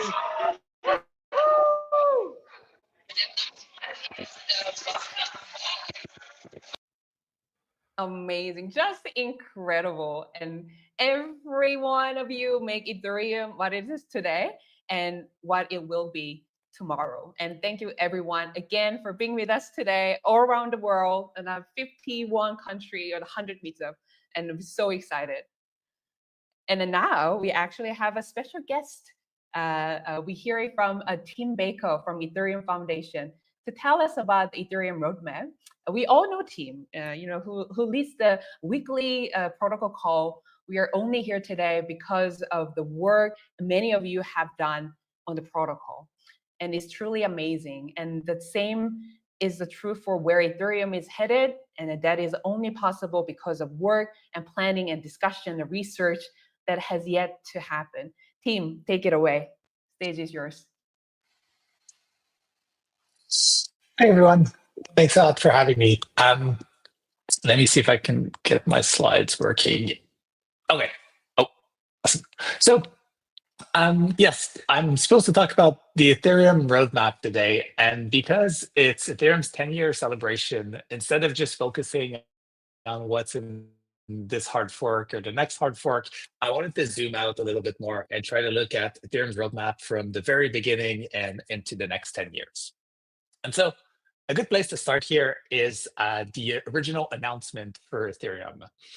This came on the Bitcoin Talk Forum in 2013, where Ethereum was presented as trying to build a modular, stateful, Turing-complete contract scripting system married to a blockchain. In other words, this is basically a blockchain with smart contracts. And this was a really ambitious vision at the time. There was nothing that existed like it. And it took many years to actually get this from, this initial idea to the original Genesis block. This blog post came out in 2013, January. It took about 18 months for the team to feel confident enough to raise money for this. So in those 18 months, there were prototypes built, test nets, clients, bug bounties, and whatnot. And by July 2014, there was enough confidence in the overall soundness of this idea that at the Ethereum crowd sale went live. And even from that point, it took another year of testing and development to actually launch Ethereum. And since then, basically 10 years ago to the day today, Ethereum has never gone down. So it's become this inevitable chain that exists and processes smart contract transactions. And launching Ethereum wasn't the only ambitious part of the roadmap. So from the very beginning, there was this ambition of moving to proof of stake, at the time called Serenity. And again, if you look kind of in the early days, ever since 2015 or so, there were these research posts trying to explore what the design would be, how this would work. After a couple more years, we finally had a prototype in 2018, which was a hybrid between proof of work and proof of stake. We thought this might be the way forward, but realized there was many issues with it, so decided to scrap the whole thing and come up with the beacon chain as it exists today. Which led to effectively the most decentralized proof of stake system in the world, securing the most value at stake. So again, one of these just multi-year ambitious projects that it eventually ended up shipping and that is still here today. So one way to think about this is that Ethereum's roadmap at a high level is taking things that seem impossible and making them inevitable and just exist in the background today everywhere. And obviously, as we go through this process, there's often this messy middle stage where things become impractical or look like they're not going to work out. And this isn't just true at the protocol level. I think if you look even at the application, the community, the ecosystem on Ethereum, you see this pattern over and over. Probably the most clear example at the application level of Ethereum's history is the arrival of DAOs.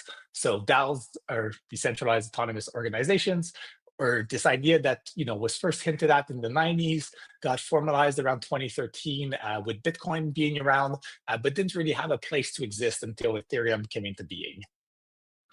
And then by 2016, effectively, the most popular application on Ethereum ended up being the DAO, which was this on-chain VC fund that people could crowdfund into and help decide which projects to build. So we kind of went from this abstract idea to using this on chain, but that turned out to be messy as well. Right at the peak of its fundraise, the DAO actually got hacked. So 9 years ago today, someone posted this message on Reddit saying they think the DAO is getting drained and all the funds are being stolen. And to put this in perspective, the DAO had raised 11 million ETH at the time, which was more than all of the ETH in all of the L2s that exist today. So there was a way to fix this issue and recover the fund, but it was very complicated and contentious. It led to this DAO hard fork, which led to Ethereum Classic and this whole split, kind of showing this like messy part in the process. But after that, people didn't give up. So this other DAO came up a couple of years after, when people were kind of disenchanted about the idea of DAOs and skeptical of them, called Moloch DAO, and tried to reimagine DAOs from like the most basic principles. And, you know, instead of raising hundreds of millions of dollars, raised a modest amount, 1,000 ETH at the time, which was worth much less, and tried to focus on like a single thing, which was funding high impact grants for the ecosystem. And that basically led to like a DAO revival, where today, if you look at DAOs, you know, they're this fundamental building block of basically everything we do in crypto, whether it's governing L2s, DeFi, public goods, and even things outside of crypto, like, you know, things like Ukraine DAO, which are set up as quick fundraising tools for a very specific issue. And again, if you look throughout the Ethereum ecosystem, you can see this pattern over and over. DeFi is something that wasn't possible before the arrival of Ethereum. And the early stages with Ether Delta and on-chain order books are very messy. But we obviously iterated on that. And today, you know, as I was preparing for this talk, looking at the Uniswap volumes, they've basically reached $3 trillion in total volume since the launch of Uniswap. And then similarly, you look at like the protocol roadmap, where we had this idea around sharding, where you know, we have all these different applications running into parallel, coming into sync on the beacon chain, and it wasn't pretty clear how that would work. But then over time, we refined this idea and got to the rollup centric roadmap, and today rollups are live and they secure tens of billions of dollars. And even zooming out, you know, for a second, you can look at something like prediction markets, which was this academic idea that didn't quite have a place to exist and be tested in the real world at scale.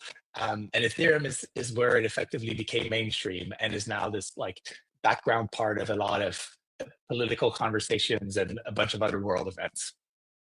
And then last but not least, at the protocol level, probably the biggest change we've done there was the merge. So moving Ethereum from proof of work to proof of stake once the two chains were live.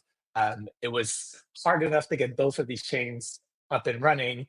But it took even more time to figure out what the transition would be from one to the other without having any downtime or requiring any migration from the users or the applications. So these are all cases where, like, I think Ethereum has kind of showed that it can go from these like impossible seeming ideas and make them seem inevitable. And so one way to think about the roadmap today, looking into the future, is there are things that were probably impossible when Ethereum launched that look impractical today, and that 10 years from now, when we hit you know, the slot 38,549,829, will just be inevitable. And those are probably the biggest areas of opportunities around Ethereum, both at the protocol and application layer. Some examples of this, you know, this is not comprehensive, but looking at the protocol, one obvious one is just this idea of an L1 ZK EVM, which just a few years ago seemed completely impossible. And now today we're at the point where dozens of teams are working on real-time proving. Some of them have begun to actually hit the performance numbers that are required to just do full cryptographic proofs of Ethereum in real time as it's running. Or this idea of bringing the global economy on chain, where you know, if you look at Ethereum's early days, it was mostly scams and then mostly gambling. And, you know, over time, applications grew. Now we have stable coins that are one of the first things to reach kind of global product market fit. And we can start being much more ambitious and asking yourselves, like, what would it look like to actually secure trillions on chain? What do we need? What's the infrastructure that's required? And kind of having that level of ambition to the security of what we built. And beyond just actually using the chain for the protocol itself or for application, there's a bunch of other ways in which Ethereum can export its values or its technologies in very different contexts and have a huge impact on the world that way. Whether it's something like DIAC, which is looking at different fields and their definition of progress and how we should handle it, and whether or not they align with Ethereum's philosophies. Or something like Summer of Protocols, which is trying to derive this kind of theory around how protocols work, both within crypto and outside. And we also have like these physical embodiments of like Ethereum's culture and that leverage Ethereum's technology, things like Zuzulu and Edge City, where we can reimagine what does it look like to build a community based around Ethereum's values and how we've worked together. So all of these things are just examples, but they're meant to highlight that at a high level, you can think of Ethereum's roadmap as bringing things from impossible to inevitable, and that this is what we're going to keep doing over the next 10 years. So thank you all very much, and happy birthday to Ethereum. Amazing. Thank you, Tim. That is awesome. The transition from impossible to impractical to inevitable, the L1, ZK, EVM, global economies, Ethereum in real life. Ethereum is inevitable. Woohoo! Yeah. Awesome. All right. This leads us to our next segment, building on Ethereum, one that I'm particularly excited about. Ethereum provides developers with the biggest canvas for experimentation. Millions of people every day use these thousands of decentralized apps on Ethereum. You can deploy apps on the world computer that never go down, can't be stopped or tampered with, and create real-world impact. Let's talk to a few builders now about their project. The first we're going to talk to is People Pleaser, a wonderful artist. Let's hear from People Pleaser. I think there's a video. Let's roll it. Thank you. So White Rabbit actually started because I just wanted to make a cool anime film about crypto and AI, but I had zero connections to Hollywood or traditional filmmaking. Like, how does one even get to make a movie? And so Michelle, my co-founder, and I came up with this choose your own adventure mechanic and launched it on Ethereum mainnet in 2022. And we sold out all producer pass NFTs in 20 minutes, which funded the rest of the production. And holders could stake to vote on story outcomes, so the community actively shaped the narrative as well. And what made it extra meaningful is that all of this participation and provenance behind it is permanently recorded on chain. And so our end credits were updated in real time when it was live, and it shows every wallet address that interacted with the project. And then so if you go watch the credits now, you'll see a scroll of ENS names and wallet addresses in the producer credits. And that's something that I'm really proud of and I think is very special. So yeah, to now see it evolve from an on-chain anime to Emmy finalist just shows what's possible when you give the power back to creators and fans. And Ethereum made that possible, both technically and philosophically. I chose Ethereum to build on because, well, I saw this tweet recently that talked about all the different graduating classes of crypto bull runs, and it credited the 2017 ICO era to Ethereum OGs, and said that they are very philosophically driven and cypherpunk and building toward the infinite garden, and I just really resonated with that. And my favorite part of the Ethereum ecosystem is honestly the people. So Ethereum attracts this rare mix of builders, artists, and weird internet theorists and idealists, and just people who are down to experiment and make things better. So yeah, I love that. And my hope for blockchain in the next 10 years is that I want to see more artists and creators owning their IP, and more communities co-creating culture. So the next 10 years could be about scaling that impact and building systems that aren't just technically sound, but also emotionally resonant as well. Thanks. Beautiful. Thank you, People Pleaser. And the next one is up from Ivo from Embarrio. Hey everyone, I'm Ivo, and I'm the CEO and co-founder of Ambire, a browser extension wallet that makes self-custody easy and secure for everyone. And our mission is just that, to ensure that society has an ability to self-custody their funds and data in a secure and accessible way. And me and my team, we believe that Ethereum and the broader EVM ecosystem is the best foundation for this, as it's resilient, censorship resistant, decentralized, but also programmable, enabling next generation use cases like decentralized finance and practically the next generation of fintech applications, but also non-financial applications. So my favorite part of the Ethereum ecosystem must definitely be the people. I think Ethereum attracts like-minded individuals who are very cyberpunk, but also it attracts them in a very close and driven community, only within a few degrees of separation. And I think many of the builders are philosophically driven by the need to make humanity better, and this just leads to better products at the end, even though it takes more time. And my hope for blockchain technology going forward is to finally get meaningful convergence between AI and Web3. And I think Ethereum practically can serve as guardrails to AI, ensuring that so-called agentification can happen without security and without privacy risks.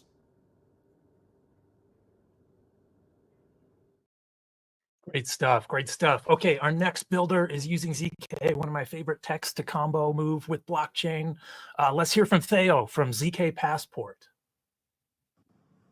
Hi, everyone. I'm Tilmanzou, a software engineer originally from France, but now living in Lisbon, Portugal for nearly 3 years. And I'm one of the founders of ZK Passport. So roughly what we do at ZK Passport is that we use government-issued IDs, such as passport, like this one, national IDs, or even residence permits that have a chip in them. And that's actually a fair amount of them. So we're talking about millions, if not billions, of people capable of using our solutions. And what we do roughly is that we have our app available both on iOS and Android that's capable of reading the data from the chip through NFC. That data is read, stored, and encrypted locally on the device, so you remain in full control of your information. And then a zero-knowledge proof is generated locally on the device from that data.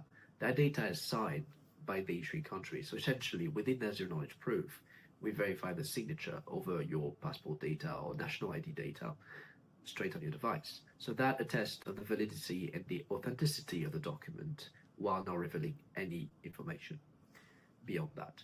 And from this, we're able to selectively disclose whatever information you want to prove about yourself, such as being over 18, being from a given country, or what is your official name, or whatever information you can derive from such IDs. What we hope to achieve with this is to build a solution that can reach a lot of people and that can bring identity in the digital age while respecting people's privacy. So that's something we're able to achieve, and that's something that's also breaking away from the current status quo of KYCs, where you're sending your whole ID to KYC provider, and then you hope that it is handled properly and securely. But we had many examples in the past few months, weeks, or even days of data leaks of IDs that essentially exposed everyone. So we want to remove that risk, and by moving all to the cloud side, we're able to do that. Otherwise, what I would say about the ecosystem as a whole, beyond just identity, is that we need a greater focus on privacy, because I believe this is the last remaining building block that we need for the ecosystem to thrive and have actual application for end users. There's a common misconception that users don't care about privacy. It's a framing issue in my view, and the way I would put it is, it's not that they don't care, it's that they don't think about it. When they use their banking app, they're not thinking about whether their balance is going to be visible by their neighbors, by their coworkers. For them, it's obvious that it's not going to be the case. They don't think about it. But if it actually happens that that is viewable by anyone, then that becomes a problem. And they may actually care about it. So remember this, it's not that users don't care about privacy, it's that they don't think about it, but they still care. Awesome. It's very inspiring stories. And what I love about all of them is actually shows you can build anything on Ethereum, from art to identity, and then way beyond and more. Next, we have Joe and then Vitaly waiting for us, that's going to discuss about the past decade of Ethereum. To build the future, you have to understand the past. So we'll love to, and very excited to hear these two men talking about our shared value and where we are headed. And Joe, you don't need an introduction. Stage is yours. Hey everyone. Hey Vitalik. Hey everyone. Thanks for joining our decentralized yet remarkably well-coordinated celebration. Hey Vitalik, happy East 10th, 10 years. How are you feeling? Are you satisfied, excited, tired, liberated? Are you bullish?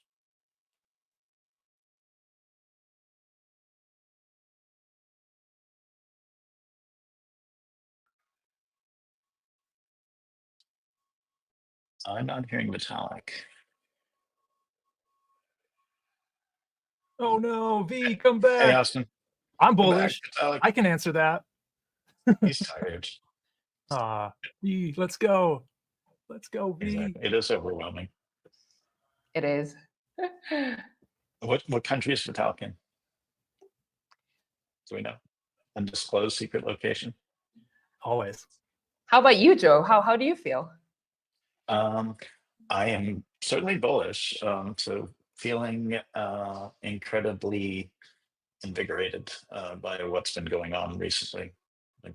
I'm generally pretty optimistic about things in our ecosystem. I'm generally able to see all the great things that are going on, that are getting built, the progress that is being made, even while people feel like we're in the doldrums, and even while major nation states are trying to kill us. But yeah, the unlocks that have been stacking on top of one another right now are just mind blowing. So we're accelerating pretty fast. I feel like you really turned up your Twitter game maybe in January or February. Is that true? Yeah. So that, I mean, we put a lot of effort and attention into marketing Ethereum in the early days. Consensus did, and then along came Elizabeth Warren and Chair Gensler, and then the Inquisition that the SEC, the SEC Inquisition of our industry, and so they were trying to pin some stuff on us at Consensus, and trying to pin the merge, the reclassification of Ether as a secret reclassification, and so we had to be quiet publicly, but now we can be. Now we can be loud. Hell yeah! The man is back. We'll get out of here. He's back. Can you hear me, Vital? Yes, I can hear you well. Excellent, awesome. So happy East 10. How are you feeling? Are you satisfied, excited? Are you tired? Are you feeling liberated? Are you even feeling bullish? I mean, it's been a very wild and fun ride, and I'm definitely excited for the next 10. Awesome. So were you able to listen to the three devs or the three builders at different stages of their journey? So what can you say about the range of what people are building on Ethereum today?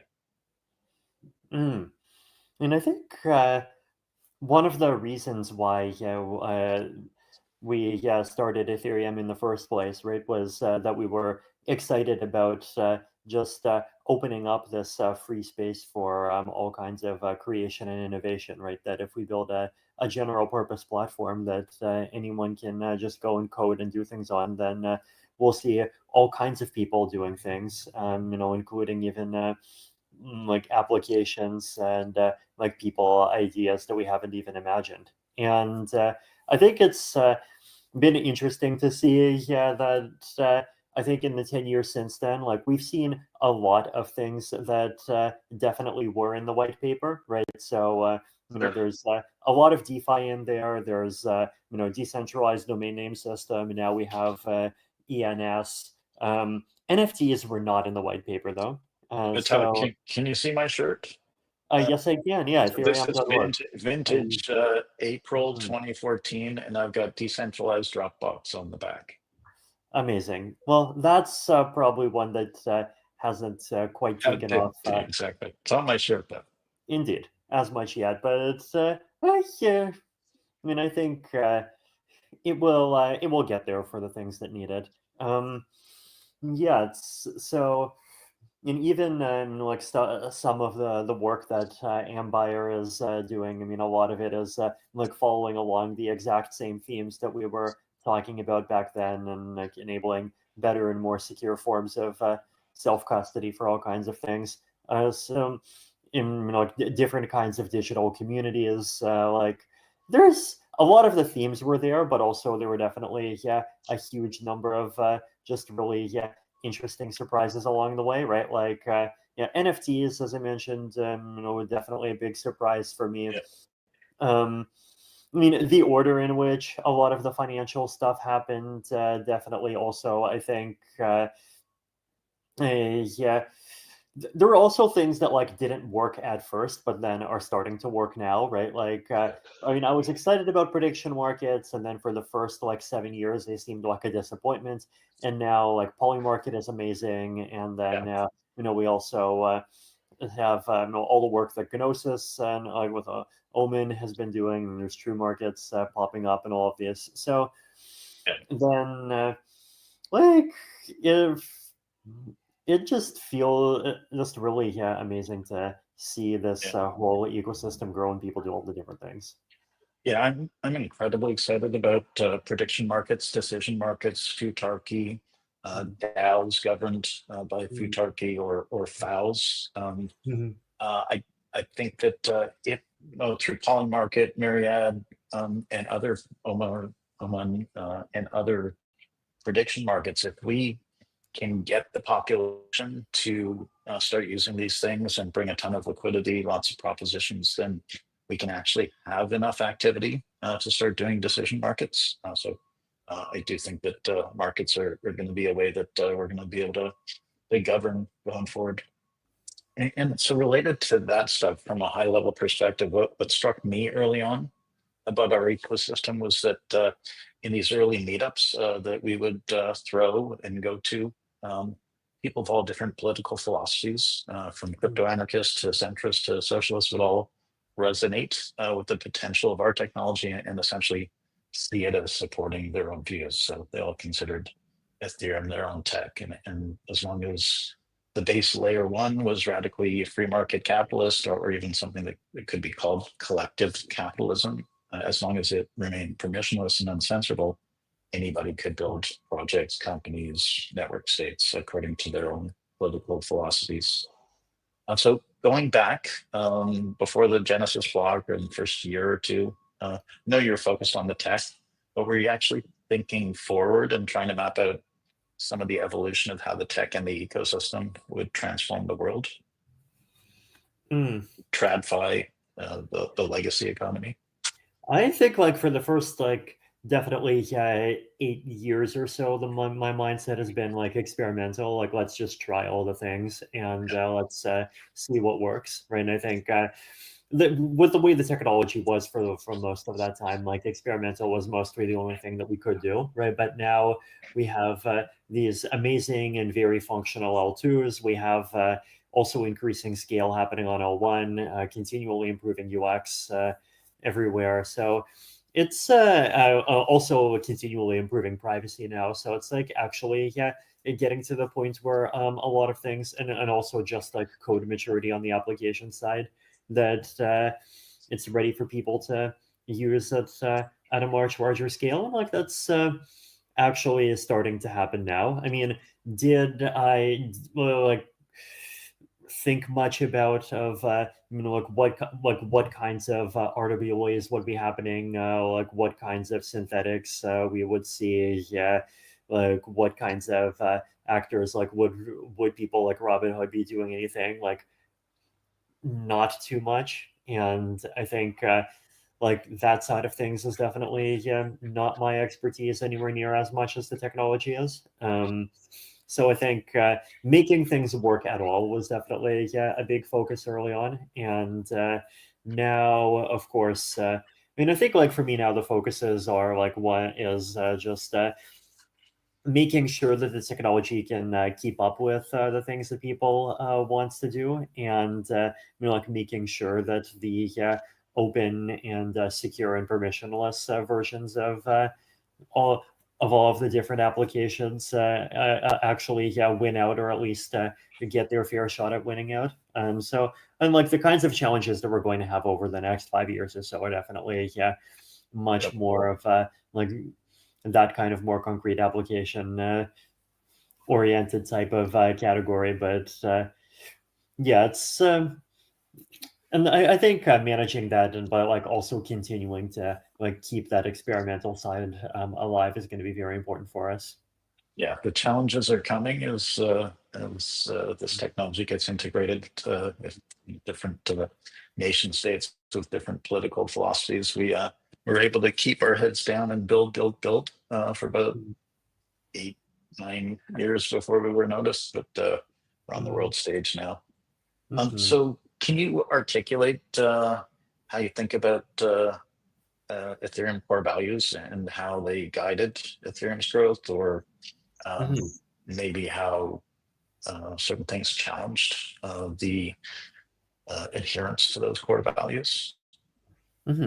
So I think the core thing of what Ethereum is it's a global, secure, permissionless platform for building general purpose applications, right?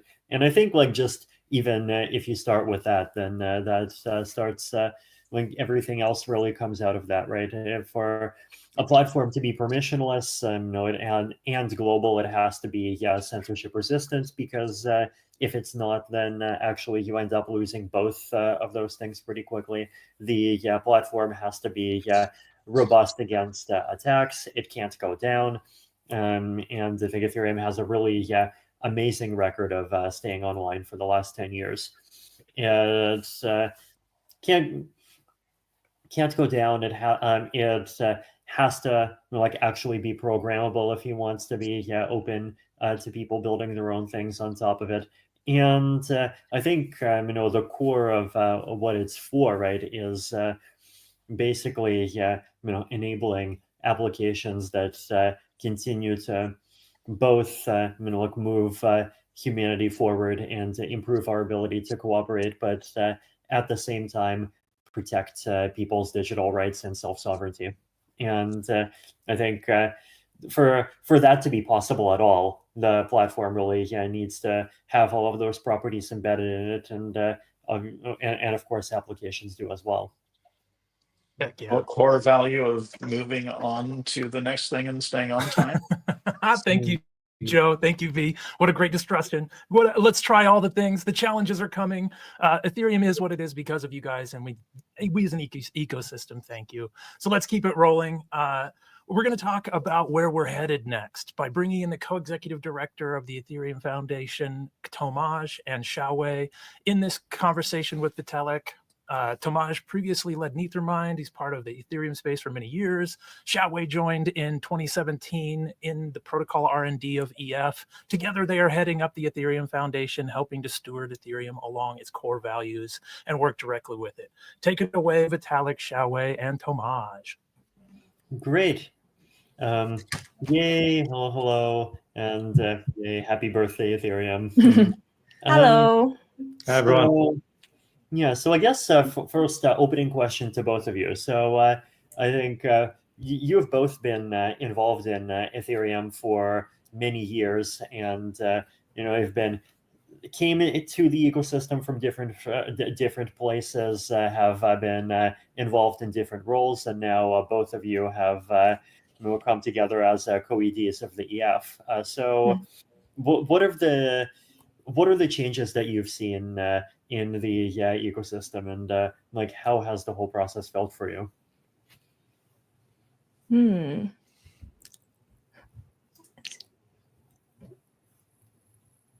Okay, I can start. Okay, I think for the ecosystems, I think I joined IEF 8 years ago. So by that time, like Ethereum is the very first successful smart contract leading platform that for the blockchain applications. And ever since we are still leading in the application layer, but I think the whole community has grown faster and bigger than what we could expected after the 8 years. And so I think the way I see the picture of what Ethereum could be 8 years ago is definitely different from right now. I think when we look back at the decisions that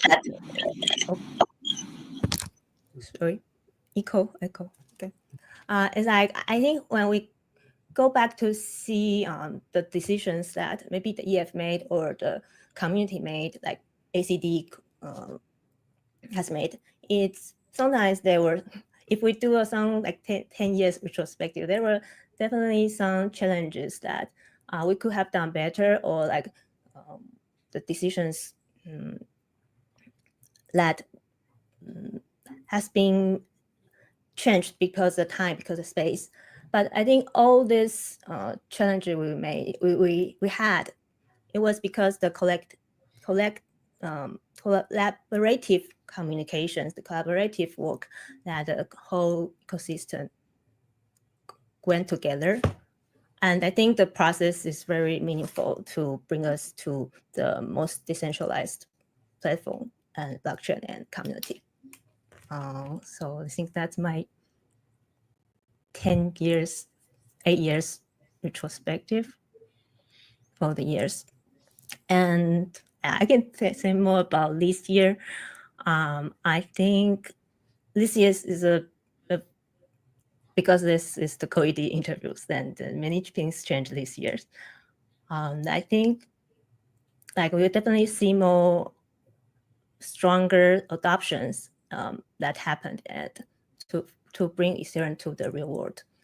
And then we also see that from the community, from the EF internally, like we both wanted to prioritize the things that, for example, like privacy, security, and UX. I think that's all important properties. And then this year's hopefully we will be more focused on the communicating these core values, the important aspects, and then to form a more constrained communications, but still with the decentralized way to do it. Okay. Then Tomasz, dear Tomasz. Sure. I mean, there's something that maybe I would love to express slightly different, opposite, that nothing changed, in the sense that there were so many people 10 years ago that when they were describing Ethereum, Vitalik, you in a white paper, you were sharing the vision, and everyone who picked it up, that feeling how the next 10 years look, how the next 10 years will look, they would describe the world that we're really observing now. And very often it would maybe start misbelieving that there is a bit too much of visionary thinking. But then it started existing in the minds of everyone who was building on Ethereum, who was building Ethereum infrastructure, applications on Ethereum, who were all the people who are gradually thinking of moving the global economy on Ethereum. And that's why I feel that nothing changed, because the world that we see now is like the world that we've seen in that vision that we've been describing and that we started building. So especially as Ethereum is a space of so many visionaries and the builders that have the long-term outlook, I'm pretty sure they very often, they see everything that they're building like it's real, like it's already happening. So that's for them. Nothing changed in the last 10 years, because that we're just slowly transitioned from the dreams to reality. And I think that's what's beautiful, is those people stayed with Ethereum and are dreaming the next 10 years and already see around the seeds of those next 10 years of Ethereum, which are even more incredible. And it's worth to have conversations with everyone building applications and infrastructure in Ethereum to understand how the world in 10 years will look. So question for Xiaowei. Yeah. So how do you see the role of the EF in Ethereum, and how has that role been changing over time? So I think Ethereum Foundations, the organization that you found, I think at the beginning that it was the only community builders and business builders to the whole world for the whole Ethereum as a project. So I mean, ever since then the Ethereum the users, the builders, the enterprise adoptions that have definitely grown a lot. And like today, I checked the Beacon chain, like we have 1 million validators nowadays, and then located in like 70 more countries. So now the EF's role is and its impact is decreasing, but that's also what I'm glad to see. And then everything like EF's role is less because we see more and more community leaders stand out and then to do more things. So I think the EF will still be the strong community, the strong core values stewards, guardians. But we will do more on the important things that only we can do. Okay. Yeah, when I think about the EF, there are a few ways of looking at it. One, EF is an organization, an institution. So we say that through Ethereum, we'll be melting all the institutions and governance into the network, and they will become maybe ephemeral or maybe part of the culture. So I'd love to see Ethereum to be one of the strong cultural elements of the future of Ethereum network. And whether it has to exist as an organization or just a cultural component, that still will always aspire for a lot of positive impact and coordination and influence in Ethereum among the others. So never central, never significant in a sense of mind share, market share, but always significant in a sense of effort and aspiring to be the best possible organization and cultural thing. So actually, Thomas, can you so I think one unique thing about Ethereum that you've touched on, right, is that like this isn't a tech product, right? This isn't like something like Facebook or like whatever Uber or whatever else, where like this is like where basically there's like a company and it has connections to customers and it's providing services, and that's kind of all that there is to it, right? There's a community, there is a lot of people with these like very deep and diverse underlying goals that really motivate. I mean, like what are the reasons why they came into Ethereum? So can you talk about like what do some of Ethereum's underlying goals mean to you, and like what kind of a world you wants to see Ethereum help to create? Sure. At the same time, I see that we are being rushed to be exactly on time with the countdown. So I wonder if we should have the countdown now, Andrew. Not yet. Almost. All We're getting right. there. Okay. So do you want to answer? Yeah. Stop me a moment. Make it short and go ahead. Well, I definitely want to see this wild future of Ethereum as, in a way, as a technology, but technology is so deeply embedded that you almost like start interacting with it like it's an ambient thing.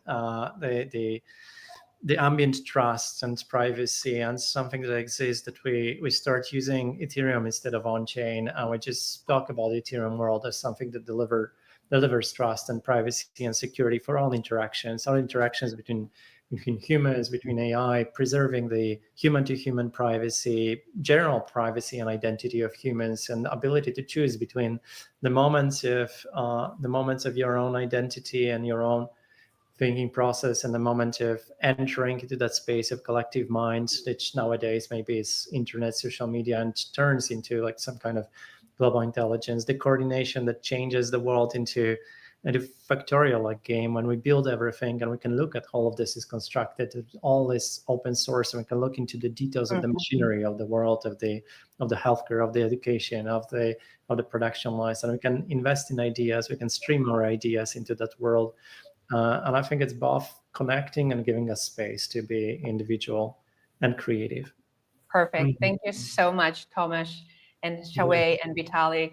And as just one voice among the whole Ethereum community, I just want to say thank you to everyone, and beyond just three of you who step up to make Ethereum what it is today. And thank you so much.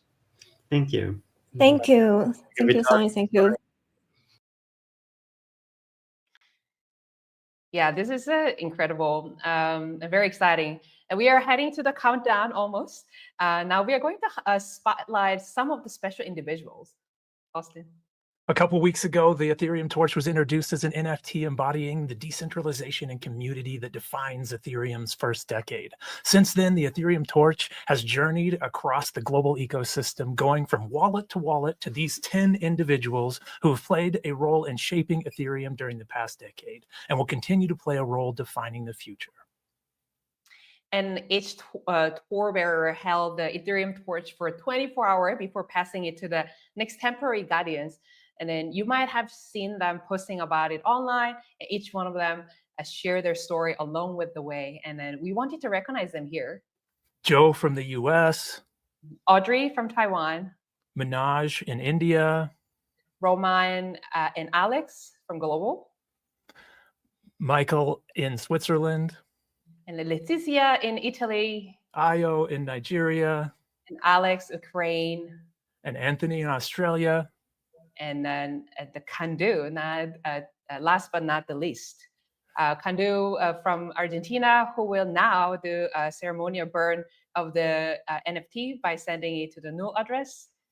Here we go. Look at this. 22 go. seconds remaining. Are we good? Yes, here it comes. Almost and after there. the countdown, there's going to be a QR code for that NFT. But here we go. We're at 10. We're at 14, 13, 12, 11, 10, 9, 8, 7, 6, 5, 4, 3, 2, 1. There it is. Right here on the validator. Whoa. Yes.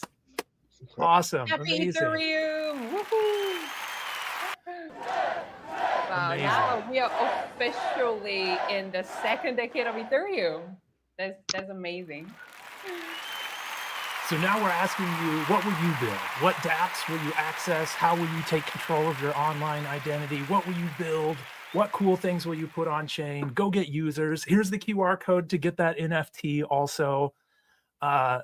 What else do we have? A reminder about the NFT. Go to ethereum.org/10year. I think we did it. Songye, thank you very much. That was amazing. Let's go next 10 years. Thank you so much. And it's crazy to imagine the potential ahead of us. And then billions of people will coming to on-chain in the year ahead. And their first touch point with the blockchain will likely be Ethereum ecosystem. And thank you everybody who joined us today. And we are really, really happy to share this moment with you all. Thank you all.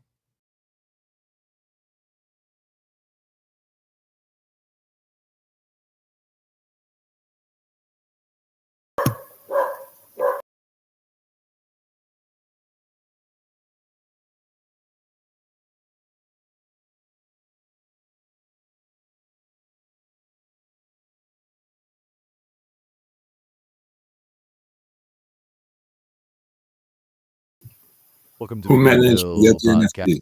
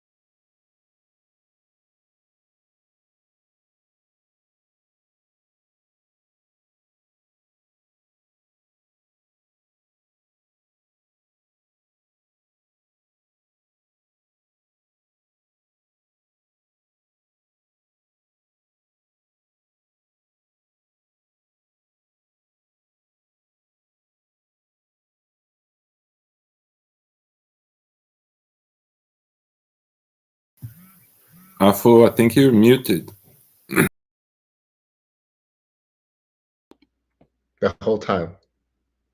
Okay. Yeah. Oh, that's funny. Okay, everybody, everybody go clean the poll out.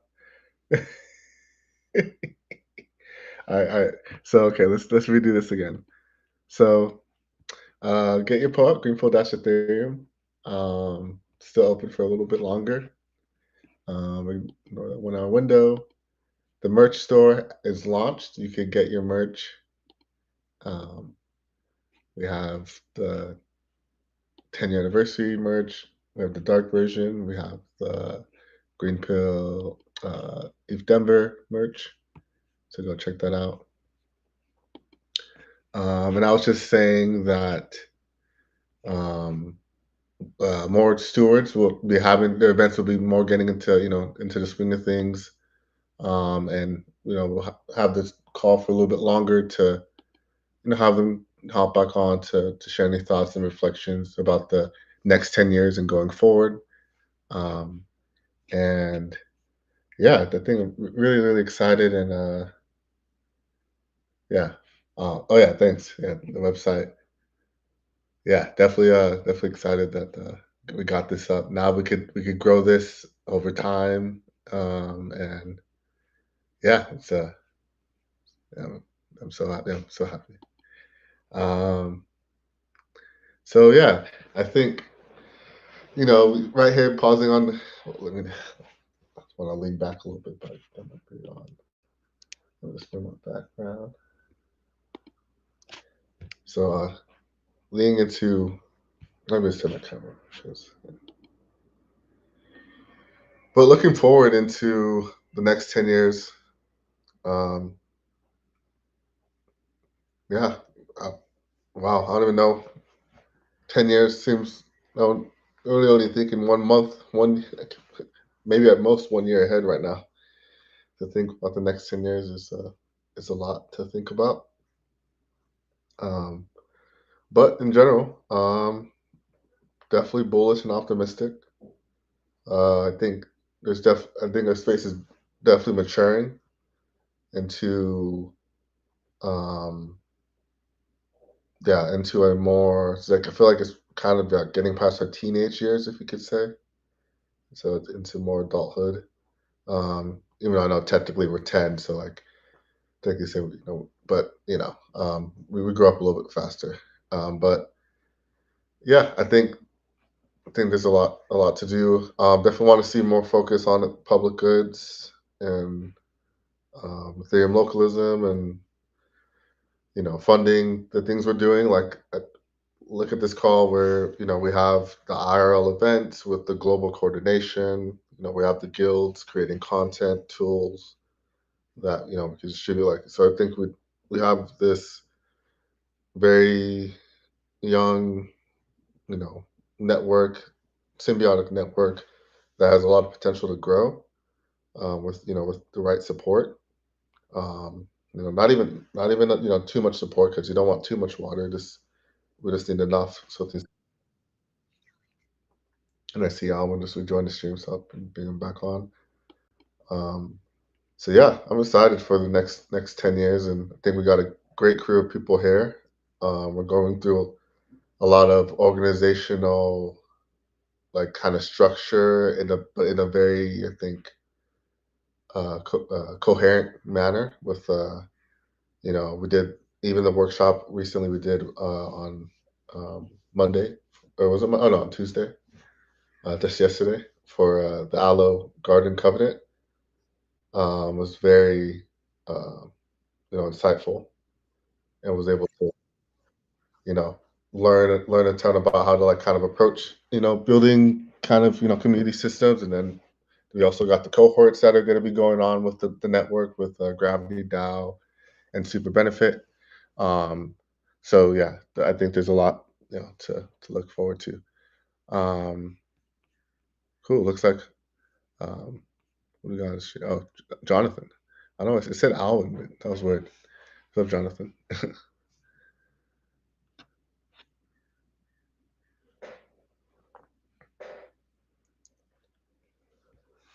But yeah, let me go to the chat. But anybody have any thoughts they want to share for the next 10 years? Yeah. Fine Forest chocolate. Oh, I'll do it. Yeah.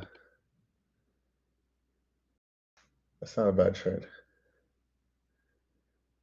Not a bad trade at all. Yeah, chocolate, decentralized supply chains with co-ownership. Mm-hmm. Yeah, like, and I think that's what, and I think that's the potential we have to be able to buy each other's products, grow each other's, spread each other's awareness, education, etc. So what I really would love to see, and I think if we can really kick things off is ideally get some funding from potentially EF or any entity in essence that we align with, so that Greenpill members could travel across to different chapters for during the year, spend a week, at least or so, in a different chapter, and then work on a specific issue and things. It's just there's just so much we could start doing pop-up cities across our different chapters. Even places where there aren't chapters. Yeah. Yeah. Totally. This exchange would be, should be more possible for sure. Mm-hmm. But the total, like the economy of RWAs with ownership, that's what I see for 10 years. Mm-hmm. Yeah, I definitely see RWAs, and it's something I still need to dive into more, because I think it's pretty. I think that when I hear people talk about RWAs, I feel like there's always a lot of different perspectives or angles that people are approaching RWAs from. So it's taking me some time to fully understand, in essence, what are good RWAs, what are just kind of bullshit, yes.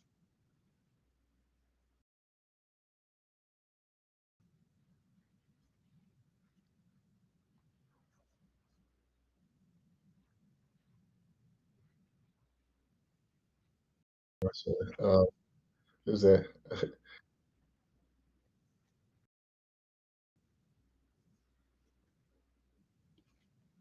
Who's there? I think that's Jonathan.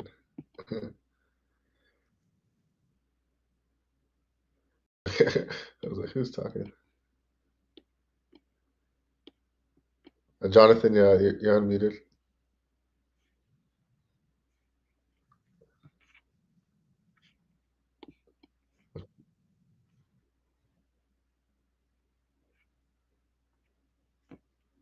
So Sophie says, I'm really, really excited about coordination tools and frameworks. Really looking forward to that in the next 10 years. Nice. Nice. Yeah, I think Greenpill's definitely, hopefully, pioneering some of these tools and methodologies. That's definitely big hope. And with that, then comes the tools, and then with the ability to code, vibe code getting so much easier and build. I just think it's just building the right tools and knowing what to build. And I think we have the ability to know what needs to be built and what people need directly, and we don't have to waste time twiddling our thumbs trying to be like, okay, we have this idea, but we don't, we're not connected to anybody, so we just got to kind of guess and hope. We have clear areas. So yeah, I think honestly, with this, the tech, and Greenpill is in a position right now, I think, to really potentially take off if we just play our cards right. Let's continue going steady. Like, we don't have to I think really push anything too hard. I think we have a lot of things, the right things in motion, and yeah, and from some of these things in motion will be coordination tools, no doubt. With the Gravity DAO cohort and Super Benefit, you definitely see that being the case. So yeah, that's a good one, Sophie.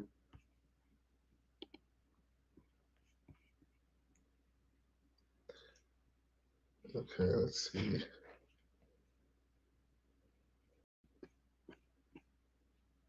So let me go back to the podcast for a little bit and play the localism pod just to kind of set the next what the next phase of Ethereum could look like potentially.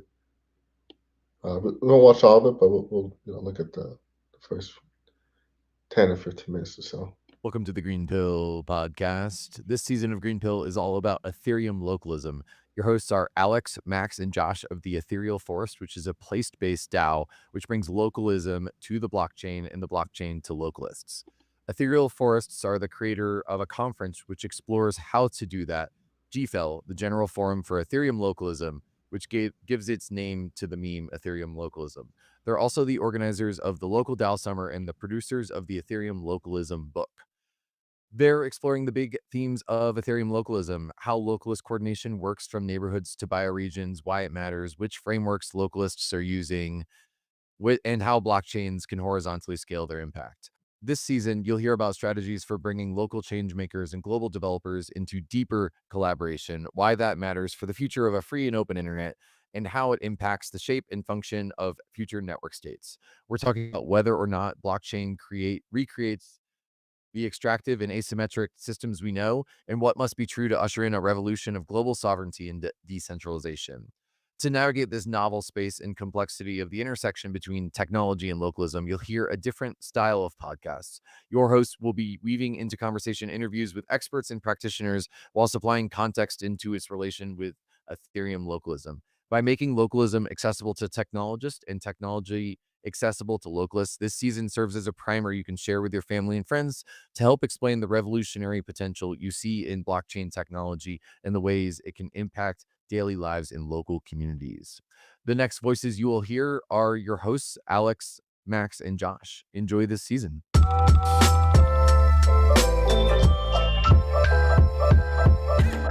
Welcome to the General Forum in podcast form. We're your hosts. I'm Alex. I'm Max. And I'm Josh. And we believe that localism is not the absence of technology, but the foundation to it. There's a lot of talk about scaling these days, disrupting, 100xing, but we believe that good technology is technology that fixes real, daily problems, grounded in a real place. A lot of people think globally, ignore the way that they're living locally. We've become used to planes, trains, and video games that connect us to people on the other side of the planet, and that's great. But we also think there's a risk in getting high-minded in the skies before you've put your hands in the dirt beneath your feet. Global awareness and connectivity can give us inspiration and ideas worth forking, souvenirs of thought to take back home and share with your friends. But that's just it. You have to do the things at home, in your backyard, to know what translates. The General Forum on Ethereum localism is coming to Greenpill. We'll be hosting a series covering these questions and interviewing leading technologists, community organizers, and masters of mechanism design. Questions like, what can Web3 learn from localists? What do peer-to-peer technologies and protest movements have in common? What are the open protocols that have already been trialed and are successful? And why is no one talking about them? How do we decentralize the internet itself? And what happens if we don't do it in time? What role pop-up cities play in experimentation and trialing new living? And what even is a network state? What makes the place fertile for developing new technology? And how do these movements their start? The word technology is related to the doing of the craft or art, an advancement in technique. So where do you do your technology? We are not citizens of the internet. We're citizens of a myriad of different bioregions, cities, towns, and localities with diverse resources and histories. In this podcast, we'll be digging technologies that scale horizontally by being hyperlocal. We'll be exploring novel mechanisms and new ways of thinking about exchange between human beings, and hopefully along the way, find some ways to right our lopsided global economies through drawing down power to the local level.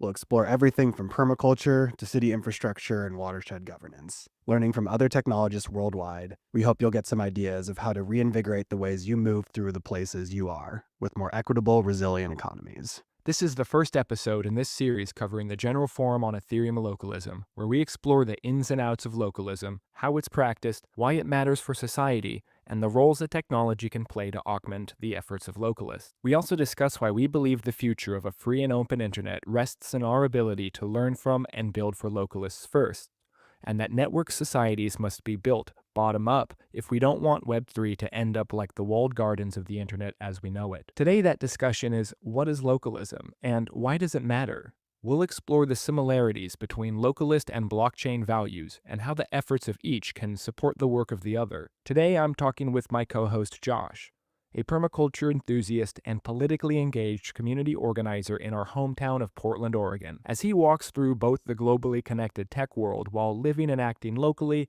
I think he's a great person to help us explore these topics. So without further ado, here's our conversation. Josh, well then tell me what localism is. What makes a localist a localist? Well, in some ways, to me, localism is the preference for or emphasis on local production, culture, governance, and decision-making over centralized or global systems. It encourages self-sufficiency, sustainability, and community-based solutions, often as an opposition to globalization. Localism can manifest in various areas, including politics, economics, culture, and environment. Okay, we're going to dig into each of those, but first I want to address the potential of political polarization around localism. Would you say that localism sounds progressive coded? Yeah, pretty much. But also, doesn't government minimization, preferring Main Street over Wall Street, and preserving community traditions sound pretty conservative coded? I think everybody from your rural trad homesteader to your urban community organizer can agree that building and maintaining political, economic, cultural, and environmental conditions that support ourselves is a practical and worthwhile goal, especially if you're also interested in supporting others. And a preference for the local doesn't preclude an appreciation for the global. You can still be a localist and eat bananas or use an iPhone. Localism is contextual to place, which we'll be talking a lot about in the series. But I wanted to highlight something special about how preference for the local doesn't preclude appreciation for the global. We'll talk about this concept called cosmolocalism, short for cosmopolitan localism. It's a concept that blends global coordination and collaboration with local production and sustainability. It suggests that knowledge, design, and ideas should be shared freely on a global scale, while material production, implementation, and governance should happen locally using local resources and labor. All right, so localism sounds pretty much like part of the human condition, but like what's in it for me? Why should I care about localism? There's a lot of reasons why you should care about being a localist. I personally care about the strength of my local community, the resilience of my town and neighborhood, and the way that decisions are made and where they're impacted. Localism isn't just about buying produce at the farmer's market, even though that's a good way to start, or knowing your neighbors. It's about power, survival, and creating a world that actually works for people. First, resilience and self-sufficiency. In a world of global supply chains that can snap overnight, strong local networks mean food security, energy independence, and the ability to withstand crises, whether that's an economic downturn or climate disaster. The more we invest in our own communities, the less we depend on fragile extractive systems that don't have our best interests at heart. Second, relationships of trust. Think about the last time you had a problem and a friend or neighbor helped you out. That's the kind of societal wealth that global corporations cannot provide. When we invest in strong local ties, we build a safety net that isn't transactional. It's based on care and mutual aid. Third, facility. A livable future isn't going to come from top-down mandates alone. It's going to be shaped by people stewarding the land and waters where they live. Localism isn't just about keeping resources close. It's about regenerating them for future generations, creating economic models that don't depend on extraction, and making decisions based on lived experience rather than distant, one-size-fits-all policies. And fourth, cultural and political autonomy matters so much. When we strengthen local governance, we reduce our reliance on centralized institutions that are often disconnected from our actual problems and needs. The principle of subsidiarity, that decisions should be made at the most immediate level possible, means that governance can be more democratic, more accountable, and more reflective of the people that it affects. Finally, there's right relation to place. Industrial capitalism severed communities from their land, their traditions, and their ability to shape their own futures. Localism reclaims that connection. It's about remembering that economies should serve people, not the other way around. And so why should you care about localism? Because it's about agency. It's about belonging. It's about democratic governance that actually works. And if we want a future that isn't just survivable, but is thrivable, it starts with reclaiming the local.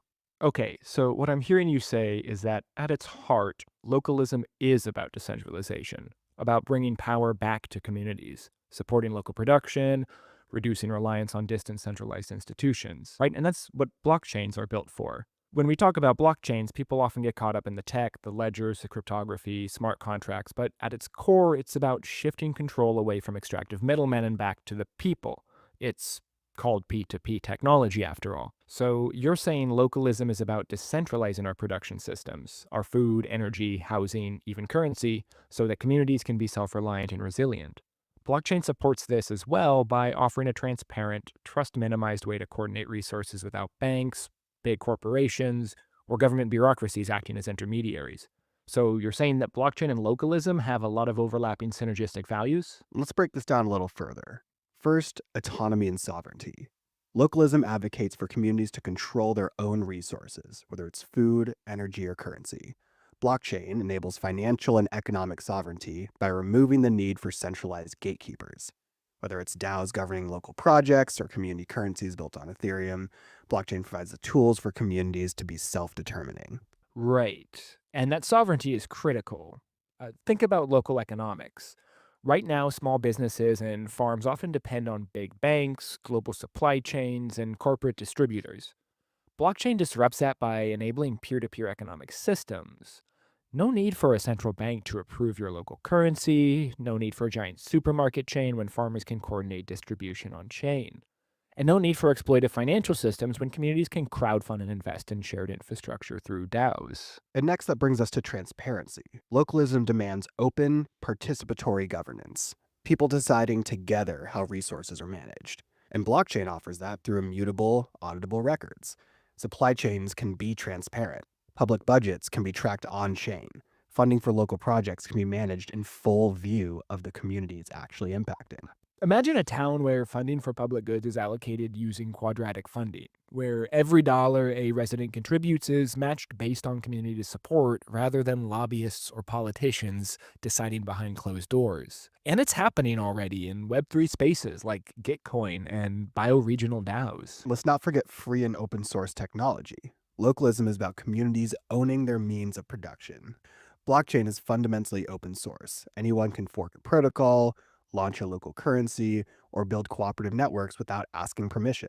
It's about commons-based infrastructure and not corporate control. So you're saying that blockchain isn't just compatible with localism, it's actually a catalyst for it? The power to coordinate resources, make decisions transparently, and sustain local economies without external interference. It's both the promise of localism and the reality of blockchain, it sounds. So whether we're talking about regenerative finance, local DAOs, or community currencies, the question isn't whether blockchains support localism. It's how we can use blockchain to build stronger, more autonomous communities. Okay, so that's how blockchain values inherently align with localism. But, can blockchain builders learn from localists? The truth is, the future of blockchain isn't just about abstract finance, trading, or the next speculative token. It's about real people, real communities, and real needs.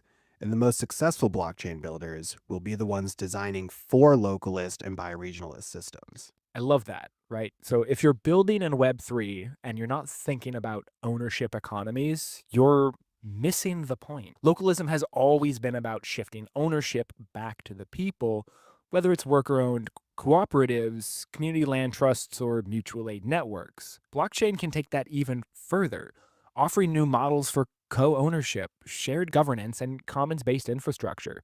DAOs, community currencies, and governance resource management tools are not just tech experiments. They're tools that can empower real-world place-based communities. And that's decentralization. Exactly. And this is where blockchain builders should be taking notes from localists. The real opportunity isn't creating another DeFi casino. It's empowering bioregional economies. Imagine tools for local food sovereignty, energy cooperatives, and circular economies, all coordinated through trustless, transparent mechanisms. And if we're serious about cosmolocalism, which we are, The idea that what's heavy should be local and what's light should be global, then blockchain has to provide more than just borderless finance. It has to support bioregional self-sufficiency while enabling communities to share knowledge, capital, and coordination at a planetary scale.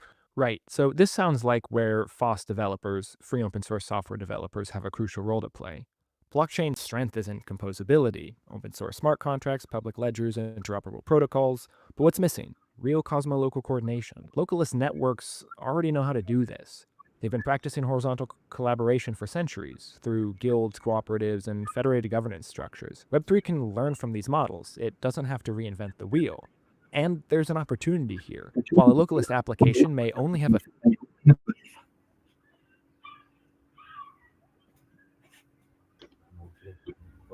Hey, what's up, David?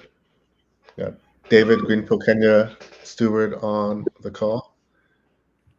How's it going?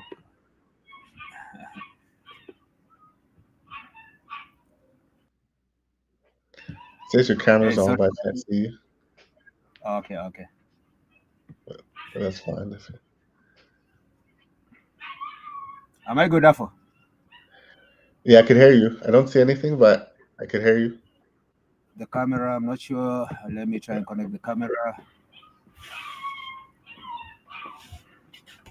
I don't know what's up. Oh, now you can see. You Okay, can see. there You is. can see. Yeah. Hey, how are you guys? How are you doing? Doing good. Doing good. How are you? Pleasure. It was a pleasure. It was an awesome day. I can see the conversation is getting on good, and I think it's like we're just getting started here in Kenya because it's like I think around 6, and today was like a working day. So let's see how it goes. And cheers for hosting it. Yeah, cheers. Let's do it. Yeah, awesome. And what are your thoughts for the next 10 years, or just looking forward with Ethereum? Yeah, the next 10 years, I think it will be crazy awesome. I think we should be like onboarding like the next 1 billion people in this blockchain, I think, space. I think the space is too ripe, and I think there's too much space for improvement. Because right now, I think the most thing is like improving like the end user. These applications, by the way, they should be simple for the end user to use, like maybe minting the power apps, maybe definitely off ramping or ramping. I think we should make it too simple for the common man, for the 5-year-old. So yeah, let's see how it goes. But I'm very optimistic for the next 10 years, and I think we'll be like beating all these centralized institutions and definitely bringing like the entire thing to the local communities. And that's what you're doing here in Kenya. And definitely more will join, and we'll be able to prosper and progress the ecosystem. Yep. Yeah, definitely. I feel that 100%. And I think it's hard because 10 years is a lot of time. Like to think like, what things are going to be. So, yeah, but I think I'm excited to, because we have a great group of people in Greenpill and in our region community to go along the journey, with. So I'm excited to see how it goes. Yeah, definitely. I think the stewards at Greenpill, by the way, they're doing an awesome job. Everyone from Nigeria, from Uganda, from Brazil. I think everybody is just giving their all. And let's see how it goes in the next, maybe not even 10 years, 2 years. Yeah. Let's bring all the community. Yeah. Yep. And I'm thinking, Matty, by the way, it's your morning. Here it's like evening in this side of the world.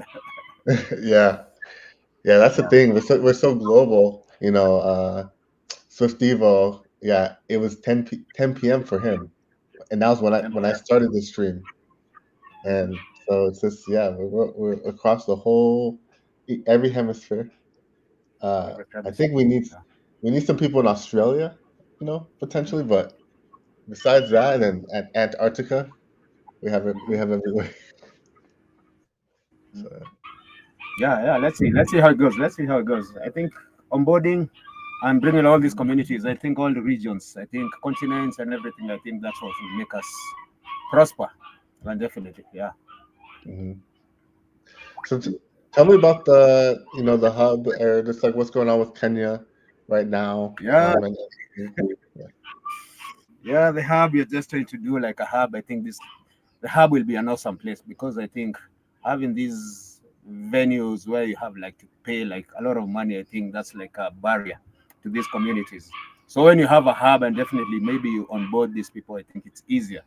Because right now I told you we are just creating a hub, and the hub definitely has like a space where you can come and work. It's like a co-working space. All the tourists, all the global people, they can come and exchange ideas.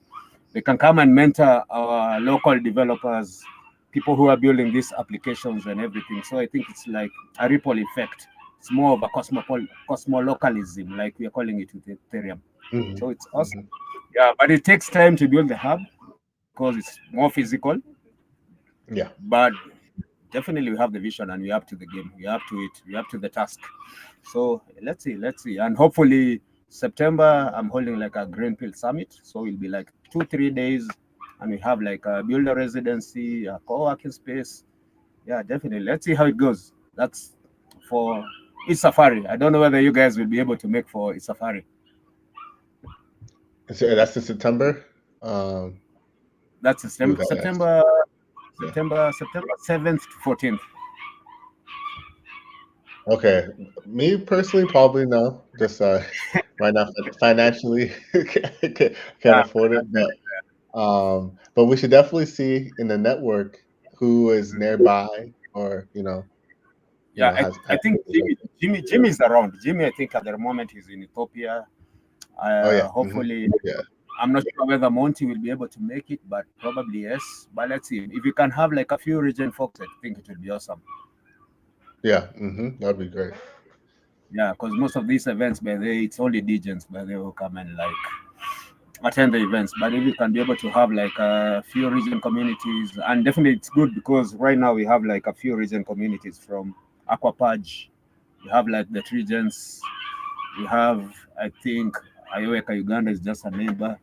Yeah, there are people who are doing like the region products, and it's awesome. It's super awesome. Yeah.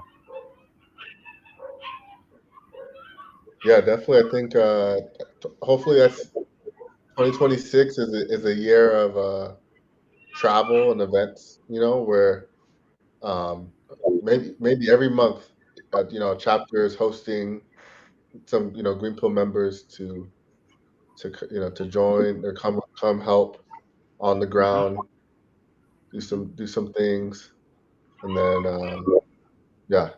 and then go to the next chapter and go to the and just kind of keep learning, and it's great because for example, my dad was saying to me he wants me to go to Barcelona with him next year, for something, and I was like, that'd be great, and also we could save money because I know some people in Barcelona. We could go stay with them, and learn what they're doing, and kind of learn what, and tap into localism, see what issues they have, and then also be able to spend time. We could go watch Barcelona, but we also could. Barcelona. That's what he wants to do. He wants to go watch, but he's retired now, right? So he wants to just go, So, but yeah, that's why I think the power is like being able to get the fundings to do that, because we're going to Ethereum. We'll be spreading tools, spreading awareness, education. I think doing this stream and doing more social events, where especially the merch store, which I'll bring up right now, but getting people more, merchandise, that has Greenpill. Yeah, nice. Thanks for the designs. That's a good job. Oh, Sophie, yeah, this is shout out to Sophie. That's Sophie, yeah, that's Sophie. Yeah, she's doing a good job. So amazing. Good job. Yeah. The match store, nice. But then I think today we have like discounts for the match store. Nice, awesome. So yeah, if you get this today, there's a discount. Greenpill, it's the same for the Pro app, Greenpill Ethereum. You get 15% off. I probably should put a banner. Well, no, it's kind of a secret. Yeah, never mind. But yeah, I'm excited because this is now from here we could have design contests. We could send out a batch of shirts to a chapter. They get the chapter wants to do an event. Maybe we have a contest between chapters for getting 10 Greenpill shirts for the chapter. Like there's just so much we could do. And Yep. I think the match store is a no-brainer by the way. I think so. Especially when you have these IRL events, it's more of a revenue generation source of the entire chapter, the entire Greenpill network. Yep. Okay, nice. Maybe you can pass the mic to the next person. Yeah. Well, you're the only one here right now. So we'll see who shows up. But I think probably we'll see. I want to get Matt. You're in the. I see Matt's in the stream, and Natural. So you two need to join the stream. Yeah, maybe Matt can be able to join the stream. Maybe you can be able to have a conversation with Matt. Yeah. Matt hasn't joined, so love before closing the stream to talk to Matt and a few other faces. But in the meantime, we'll go back to the podcast, and then nice. Thanks.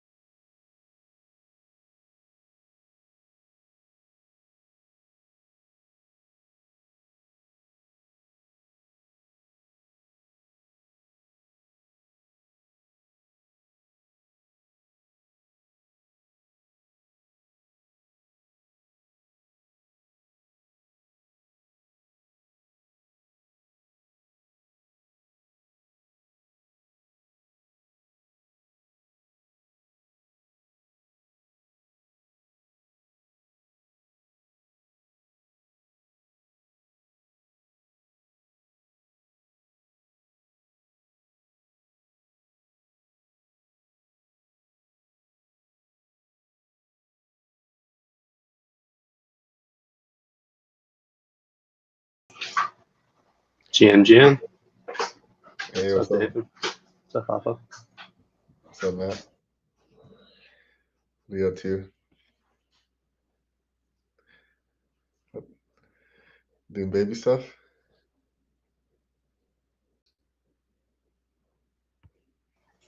Yeah, always. But just listening in, appreciating the vibe. Oh, yeah, you can hear somebody crying in the background a little bit. Oh no, you're good. You're good. If you're able to talk for a minute or two, definitely want to at least, hear you share some words on the next 10 years. I can't even say that like with the next 10 years. Sounds so crazy to me. But I the know, next right? 10 years, Think about where we were 10 years ago. Forget about Ethereum not even existing. Like, where were you? Well, like, we were different people. Like, you're always kind of the same, but 10 years ago, like, your view of the world and what your priorities were completely different.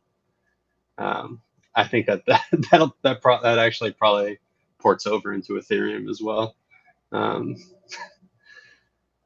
Yeah, all right, let's see. 10 years from now, where do I think Ethereum is heading?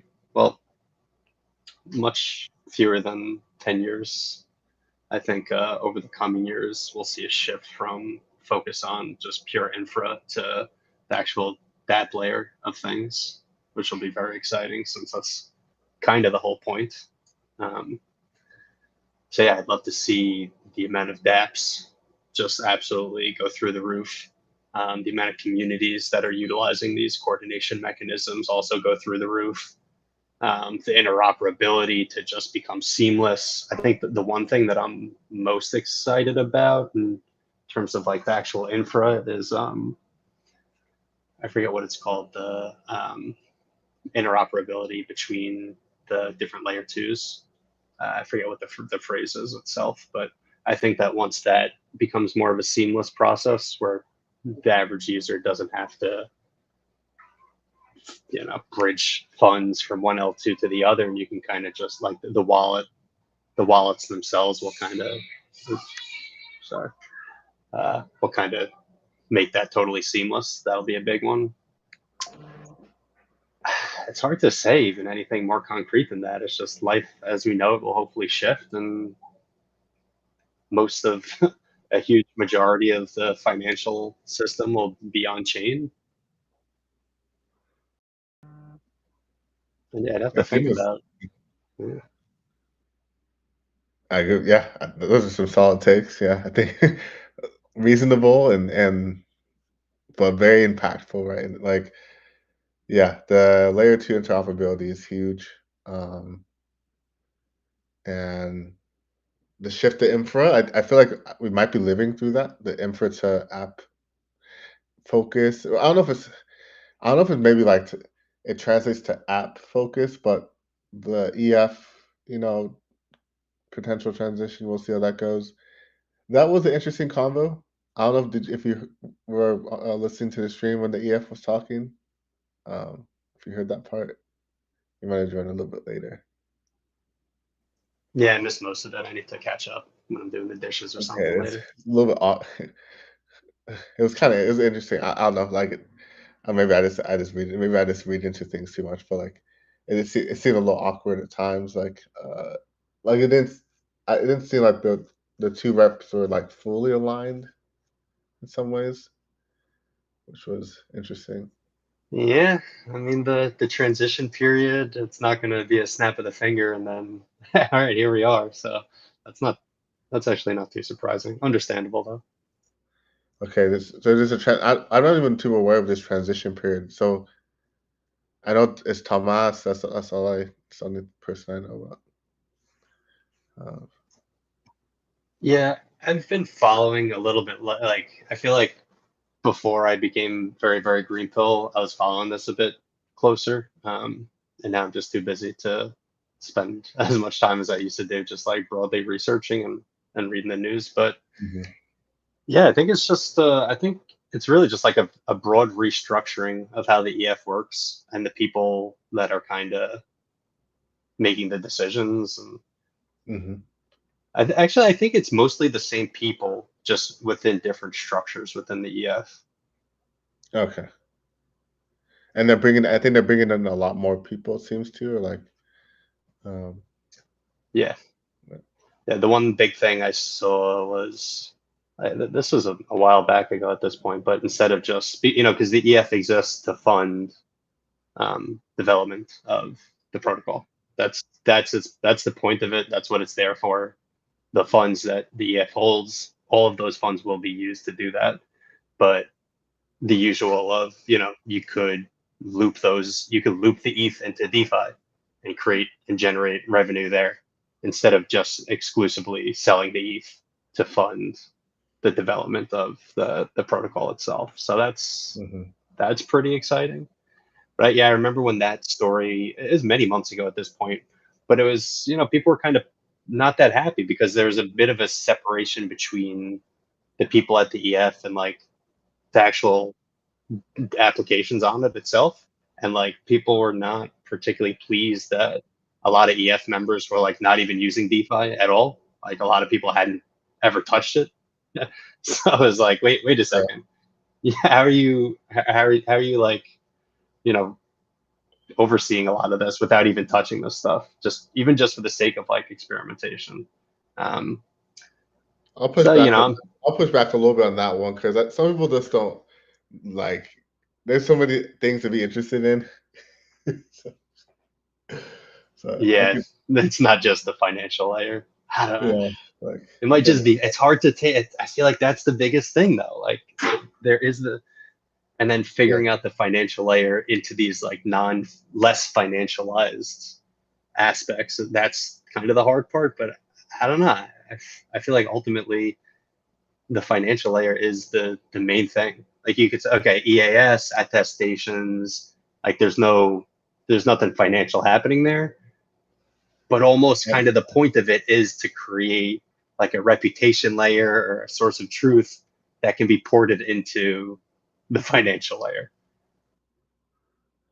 Well, yeah, like I just think, well, that's I think that's in essence of like just the fact of like we need money to do anything, but I just think like Ethereum has so many aspects to it. When I just think like it's the tech enables new financial aspects and primitives that are stronger than before, but it also does that in so many other domains. Because I've never approached it from a financial side, side of things. To me, it's about the transparency and the access, like the ability to access protocols, like no walled gardens, type of thing. Yeah, but I don't know. Is this for me? I'm thinking of myself personally. Like well, except for Chainlink, I guess that was my only financial kind of focus. But yeah, no, it all correlates back to that. But I guess I will say because for example, my thought process is more creating tools and primitives, and still is like with things like Wafa that then could create revenue and financial. To me, I wasn't thinking of like tapping into DeFi, and in particular, I was just thinking like, oh, it could get revenue from creating a marketplace of creature transactions and creature skins and UGC, user generated content, kind of like Roblox type of thing, and that would be mainly this NFT and protocol driven. But you could have some cool DeFi things there, but that doesn't require DeFi. But maybe you're not just talking about DeFi, if I'm not mistaken. Yeah, it's an eventual step in that process. I think the DeFi aspect will be abstracted away for the users, but I think it'll be kind of a part of even the non-financialized side of things. But who knows? Who knows? Well, I think that's and it should be. I think it definitely should be if it's simple and it's low risk. Like, why not? It's like a savings account. Like, you should. It's what it's what's already happened. Like, this already happens in our traditional world. Like, people put their money into these markets and they generate yield, and yeah, it's not it's not rocket science to that degree. Like, of course, the machinations of what they're doing and these current markets is who knows at times. And that's the great part about DeFi. You get the transparency and you get the trust. So yeah, so I agree with you in that sense. Like, I guess I'm just like me. I'm just like reflecting on my thought process. I just never was thinking about DeFi in that sense. Of maybe I would be able to get funding if I was thinking more about DeFi, because that's what actually gets funding. But I think that'll shift though. I think that's gonna shift. Yeah, I think so. Eventually. Yeah, because you'll need more DeFi apps. Because like you say, it needs to be abstracted. Like, you just need that. You just need it needs to be completely abstracted. Even to where even me as a builder, like if I want to build a Wi-Fi, even I shouldn't really have to think much about it. I should just be able to integrate, pretty easily. Which it's already pretty easy. You could do things with Aave and stuff, but I that's saw that you can now use Aave directly in MetaMask. I haven't actually done it, but well, I'm stuff never like gonna use that. MetaMask again. Yeah, So no, me neither. But it goes to show for the average user, I think it's just going to become incredibly simple. And especially, okay, we're talking about 10 years, talking about demographic shifts and like young people that are much more comfortable using this stuff. I think it'll 10 years from now, what we would consider to kind of be a little bit techie and require some level of understanding of this stuff, I think it'll be pretty baseline. Like, kids learning how to use smartphones seemed like a crazy concept not that long ago. Now it's like, it's just so intuitive for them. So, yeah. yeah, yeah, yeah. Definitely the embedded wallets that kids are gonna get. And I wonder who wins that battle. Like, is it gonna be one of the existing MetaMask or Ravi, or is it a Rainbow wallet, or is it a whole new thing that's gonna take the base app? Is that gonna be what takes off? Is Yeah. Or is it embedded wallets within applications? And it's the applications that are going to be the ones that are able to, maybe not extract's not the right word, but able to get the financial value of the transactions themselves. the thing is, like, with apps, well, I try to gear my mind towards thinking that, well, everybody has phones now, typically. There's a lot of that's pretty, but not everybody, like everybody has phones, typically, and but then the apps in themselves feel outdated, like, and this is I just have a strong take. This is I build a lot of PWA, so this is just my take, but I remember when I was a very active like Web2 engineer, like software engineer, and I was always heavily tracking the browser APIs and how they correlated to what are called native APIs, and those are the APIs that you can access on the device, right? That's why apps that you can install from the App Store are more powerful, more fluid, because you could access more of the underlying device. Whereas when you build a browser app, you already have the container of the browser that limits your access to the device. But they've been building APIs that enable like more and more access and more performance that will enables more of an app-like experience.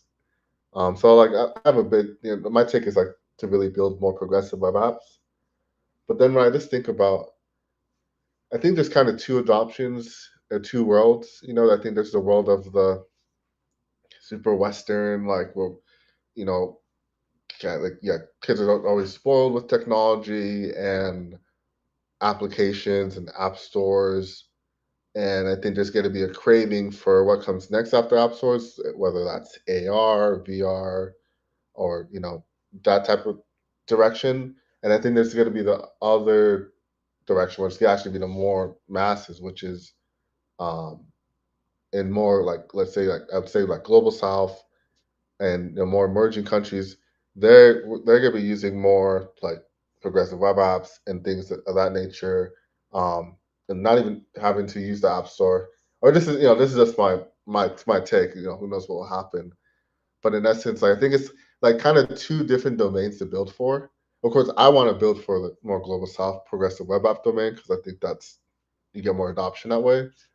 But I do think like you're saying, like what's going to be the next wallet for the next generation? Like I'm just kind of hard to envision, but it does feel kind of maybe a little Ready Player One in our Western world.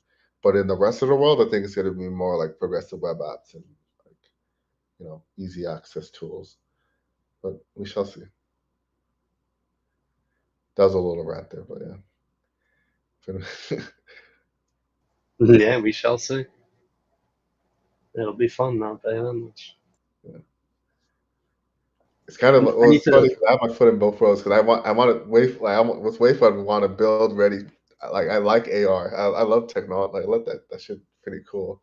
But I also want to be a progressive web app and be accessible. So yeah, caught between two worlds, but it's a lot. It's So gotta let's ride the see. wave, man. Yeah. Yep. I need to pop off, but the sense making 3.0 Twitter Spaces on Gitcoin's account, if you wanted to throw that on during Oh yeah. That's a good. It's funny. I was gonna play it like this to myself, but then like I was like, yeah, that makes way more sense. We could play it here. Cool. Yeah, cool. You hop off. I'm tired. I woke up early, so I kind of want to see if I can take a little nap before our product sync. So I'll probably hop off. Yeah, after this sense making session. So yeah, thanks for joining, Matt. It was great to get you to chime in. And that's it. Thanks for hosting this today. You're absolutely crushing it. Appreciate you, man. Thanks, man. More Appreciate tech, if you can still hear, you're awesome too. Appreciate all your hard work. And yeah, Thanks, Matt. yeah, very soon.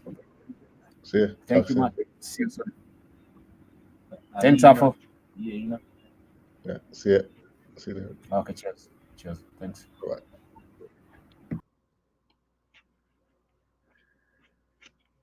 We're gonna go to sense making.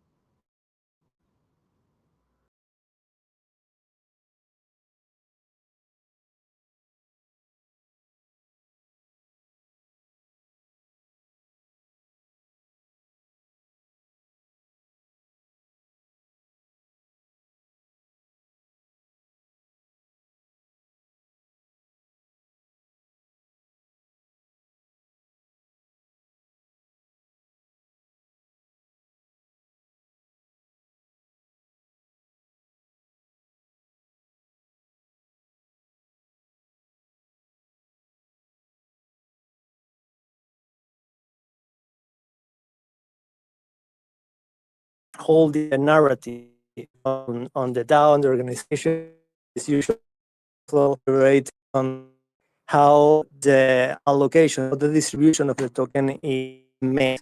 So I'm proposing to the leveraging and giving promoting up mechanism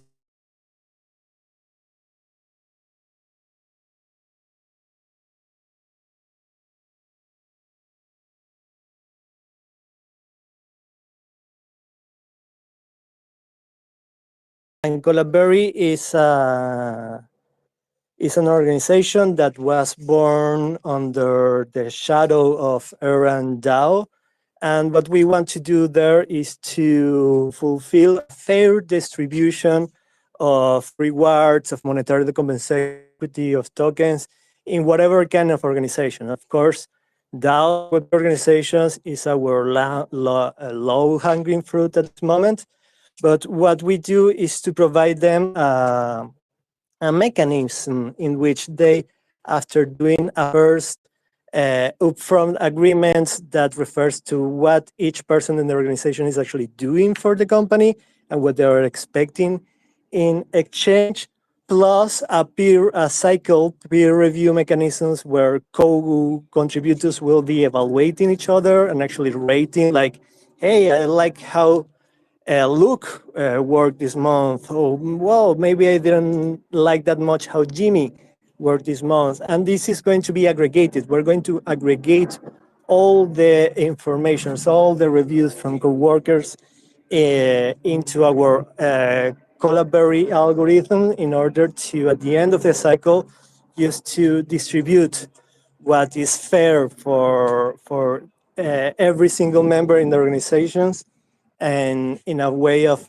consensus mechanisms for them. So the proposal is actually commented here in one of the replies of this space. You can just go there and read the sense-making report for pre and post grantees in the Gitcoin grants.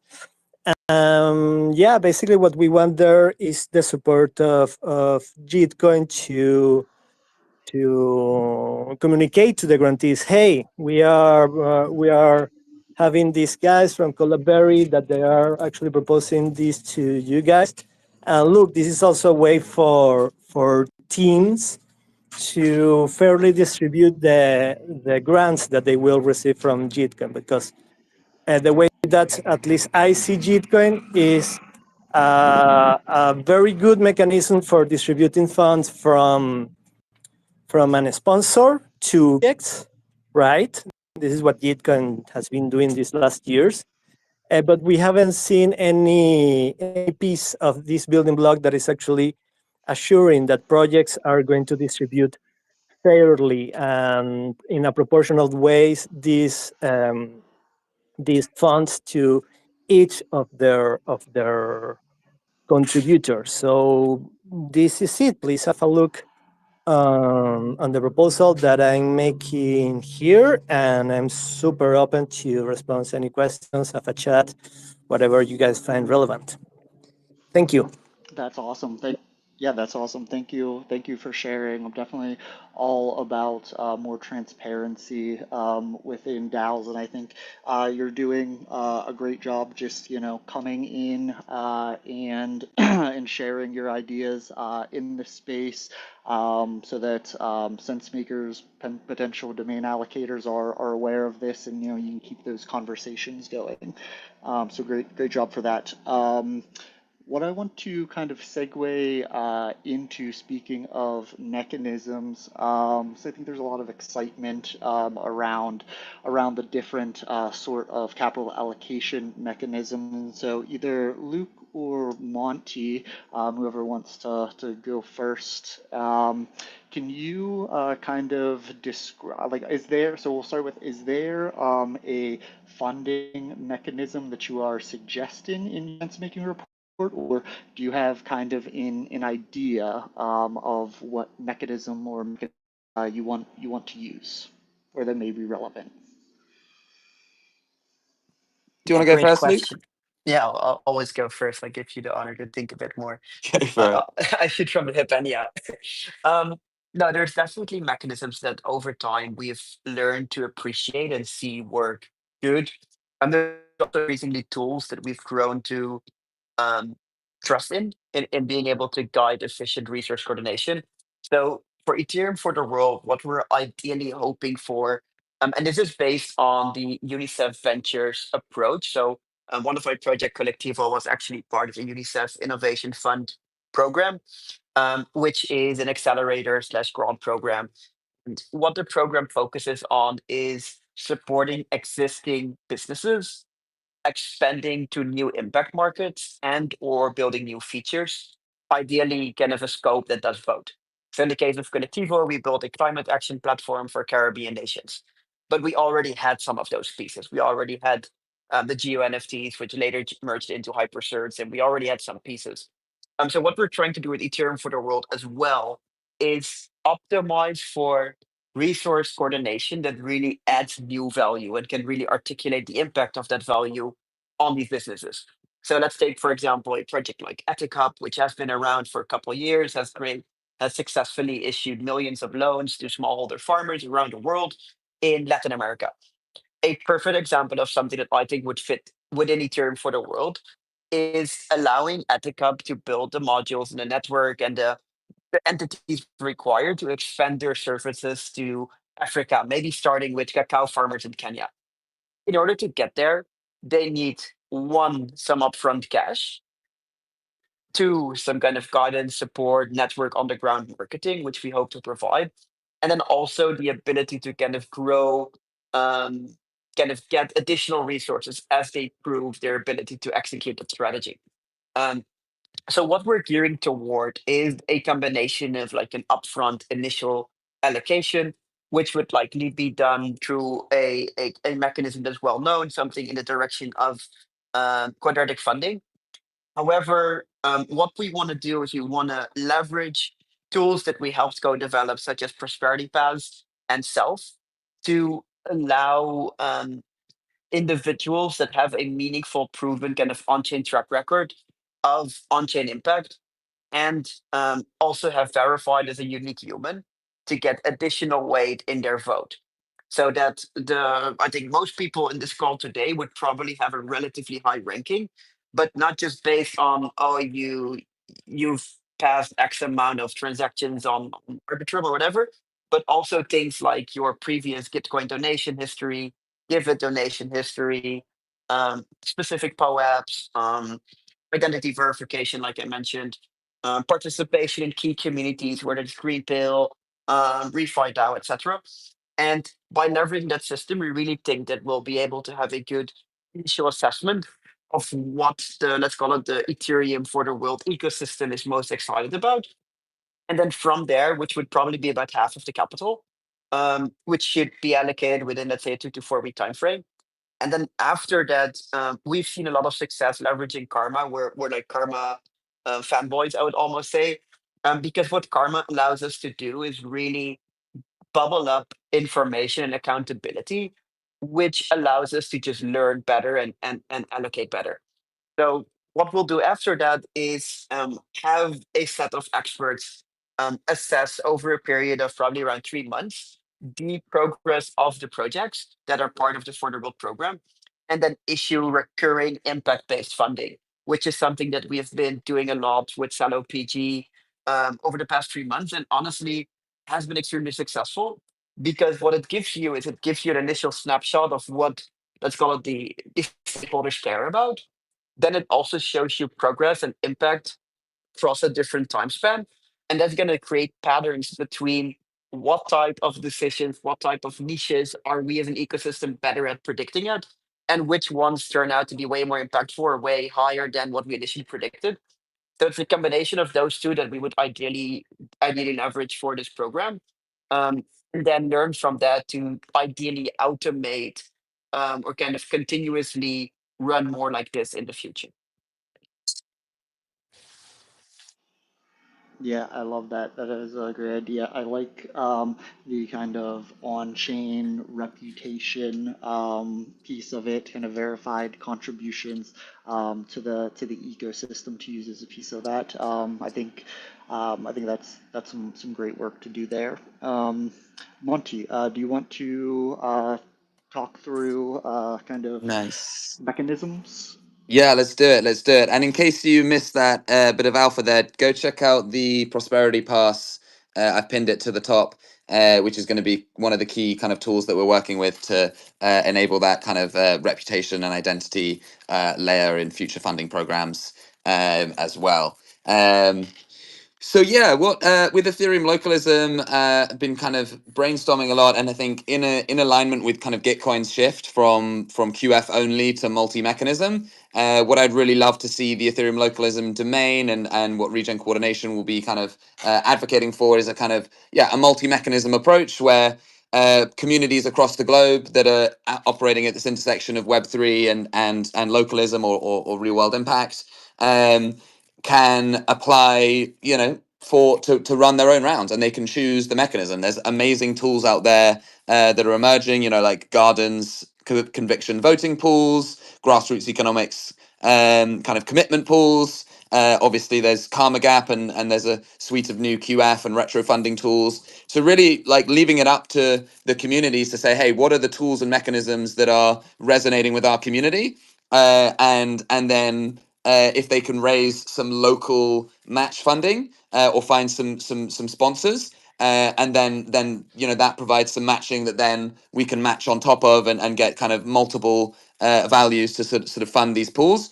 And hopefully there's also not only some in real life impact and awesome people and projects in these real life communities being funded, and it's also translating to some on-chain impact as well, onboarding new people, and how do we kind of measure and report for that. So that's really what I'm kind of excited about, to kind of support the diverse amount of different mechanisms. But I think there's also a question around the kind of meta governance of the domain itself. Like, how do we decide and allocate the capital within the Ethereum localism domain and other kind of domains in ways that ultimately we hope to be community involved and credibly neutral, etc. And so really grateful to see Benjamin here, because this is something that Benjamin I know has been thinking about and researching a lot, and sort of we've been thinking about how do we kind of go on this progressive journey of increasing the distributed governance of resources and ultimately funding, deciding on the funding allocations to different communities and different programs.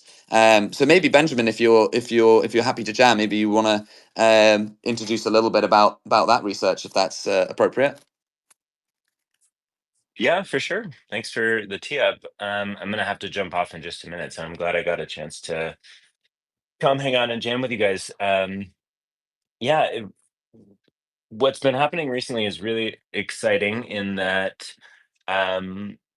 it seems like a new DAO primitive might be getting created in order for us to be able to distribute funds as a domain, because traditional DAOs have kind of formal processes to become members, but if we think of a domain more as a network, and we want to identify and surface who are the people within this community who have the most practical embodied knowledge of this domain, then thinking in networks is going to be really important. And so we're looking at using Ethereum attestation service and potentially hats or Gnosis Safe, to try to create this much more self-organizing DAO primitive where members of this domain can attest to other members, and then we can give them governance rights based on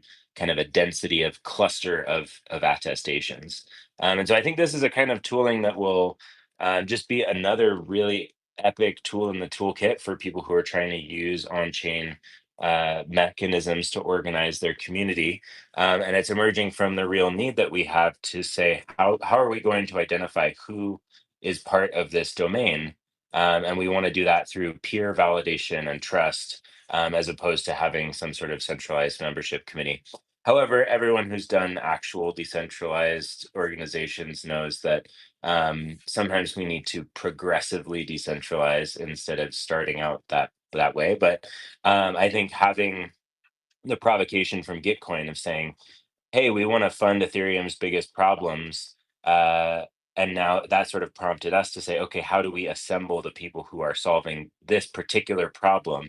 And use trust and attestations to verify who those people are so that we have the right decision makers in the process to allocate those funds most strategically to create the kind of impact that we want to have. And so, yeah, instead of having a kind of centralized organizing team, we're going to do our best to progressively decentralize, probably some point between this round and GG25. But that's our commitment is using the credible neutrality of peer-to-peer attestations as a new way of organizing people in a domain to allocate funds together. Check. And you can read more about that on the Allo Capital forum if you want to go deeper. And I think Monty linked that in his proposal as well. So would love feedback on that idea. And anyone who wants to kind of hack on that, we're going to be trying to build this out over the next couple of weeks and months. So yeah, hit me up. Nice. Thank you so much, Benjamin. Super excited to work on it with you. I think, if we can move away from the largest token holders have all of the governance and decision-making power, that's not desirable. But also from every single person, no matter their context and knowledge, has the same governance weight, also doesn't make sense.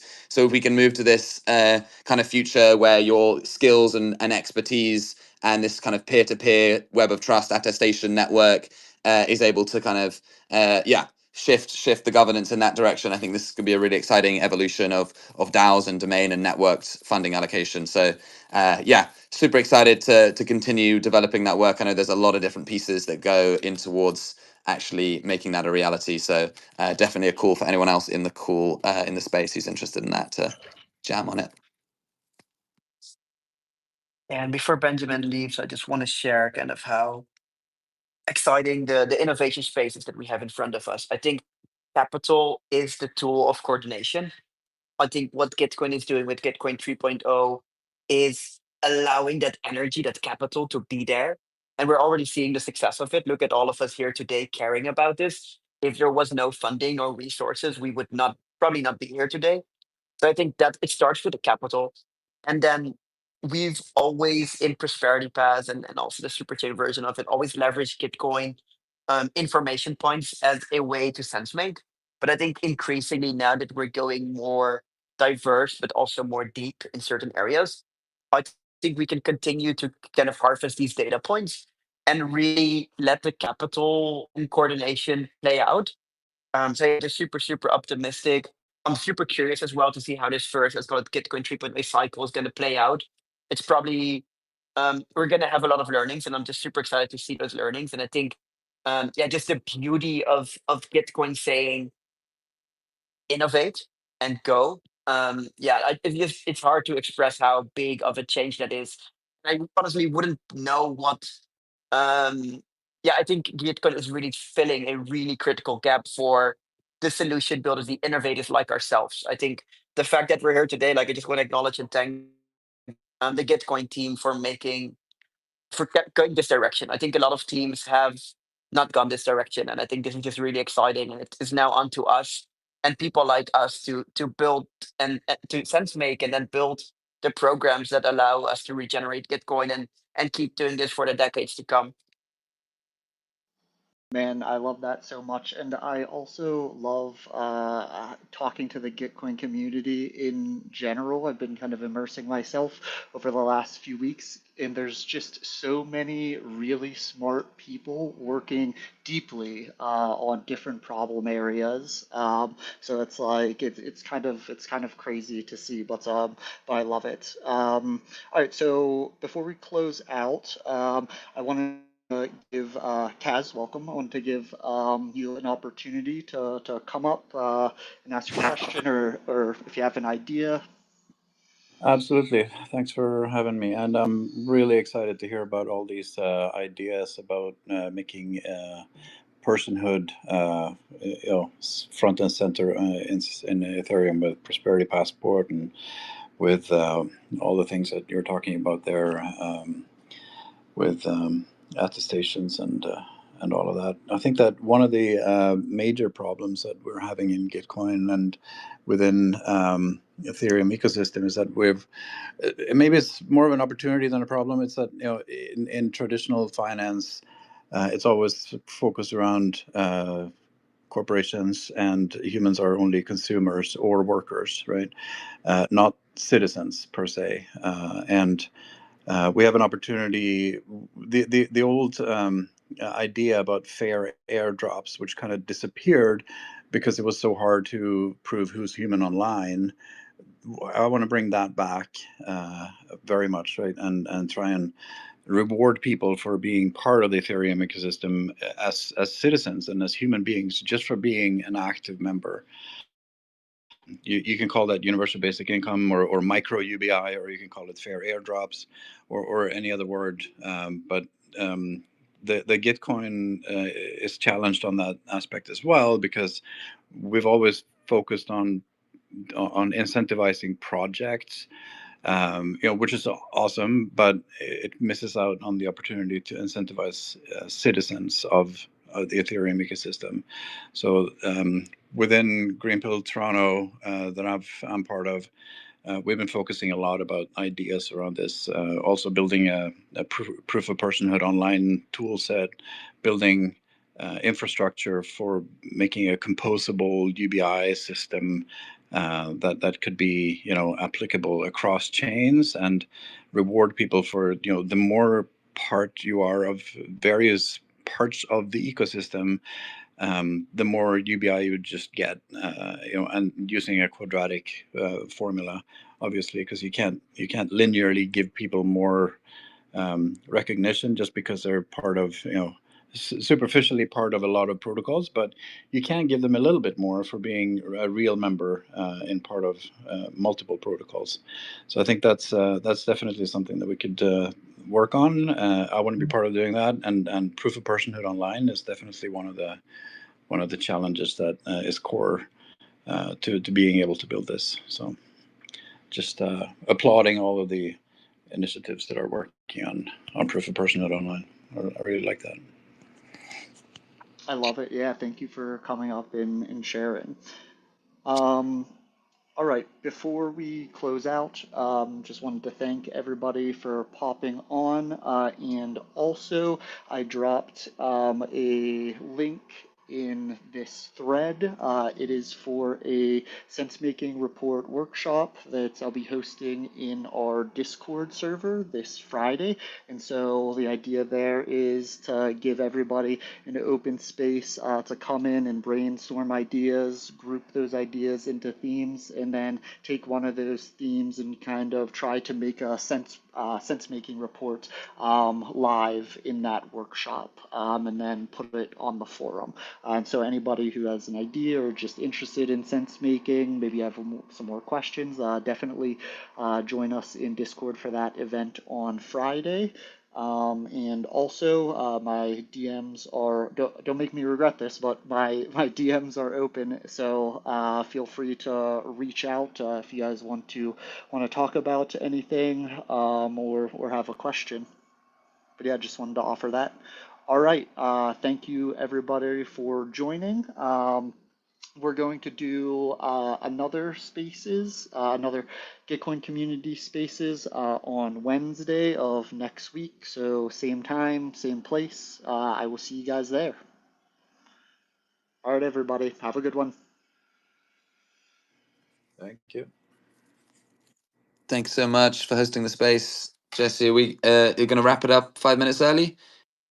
Yeah, it looks like it. GG25, baby. Let's Keep go. it, thanks all for being here. Let's innovate. Let's keep on.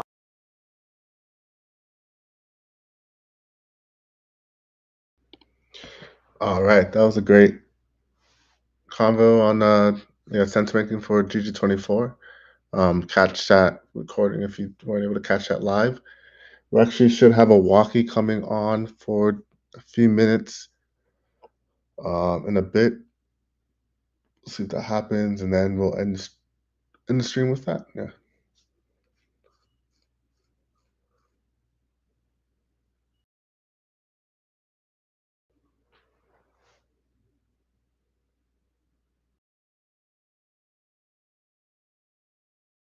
I see Emil there. See stream.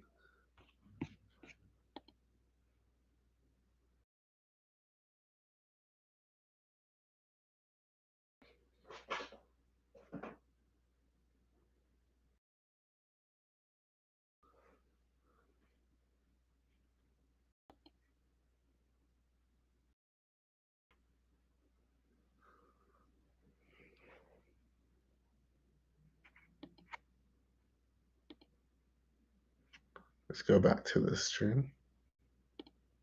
Powerful things about blockchain is that it provides coordination tools and funding mechanisms that bypass traditional gatekeepers. And it does so in a way providing free open source software. It's like taking all of the software from your mega corporations that they spend tons of money on and giving it to a mom and pop store and letting them use it for free. Exactly. And then think about tools like quadratic funding. It's a way to match community contributions so that small dollar donations actually have a big impact. Instead of relying on a handful of billionaires or institutions to fund projects, local initiatives can tap into decentralized funding pools that amplify grassroots support. And there's DAOs, decentralized autonomous organizations.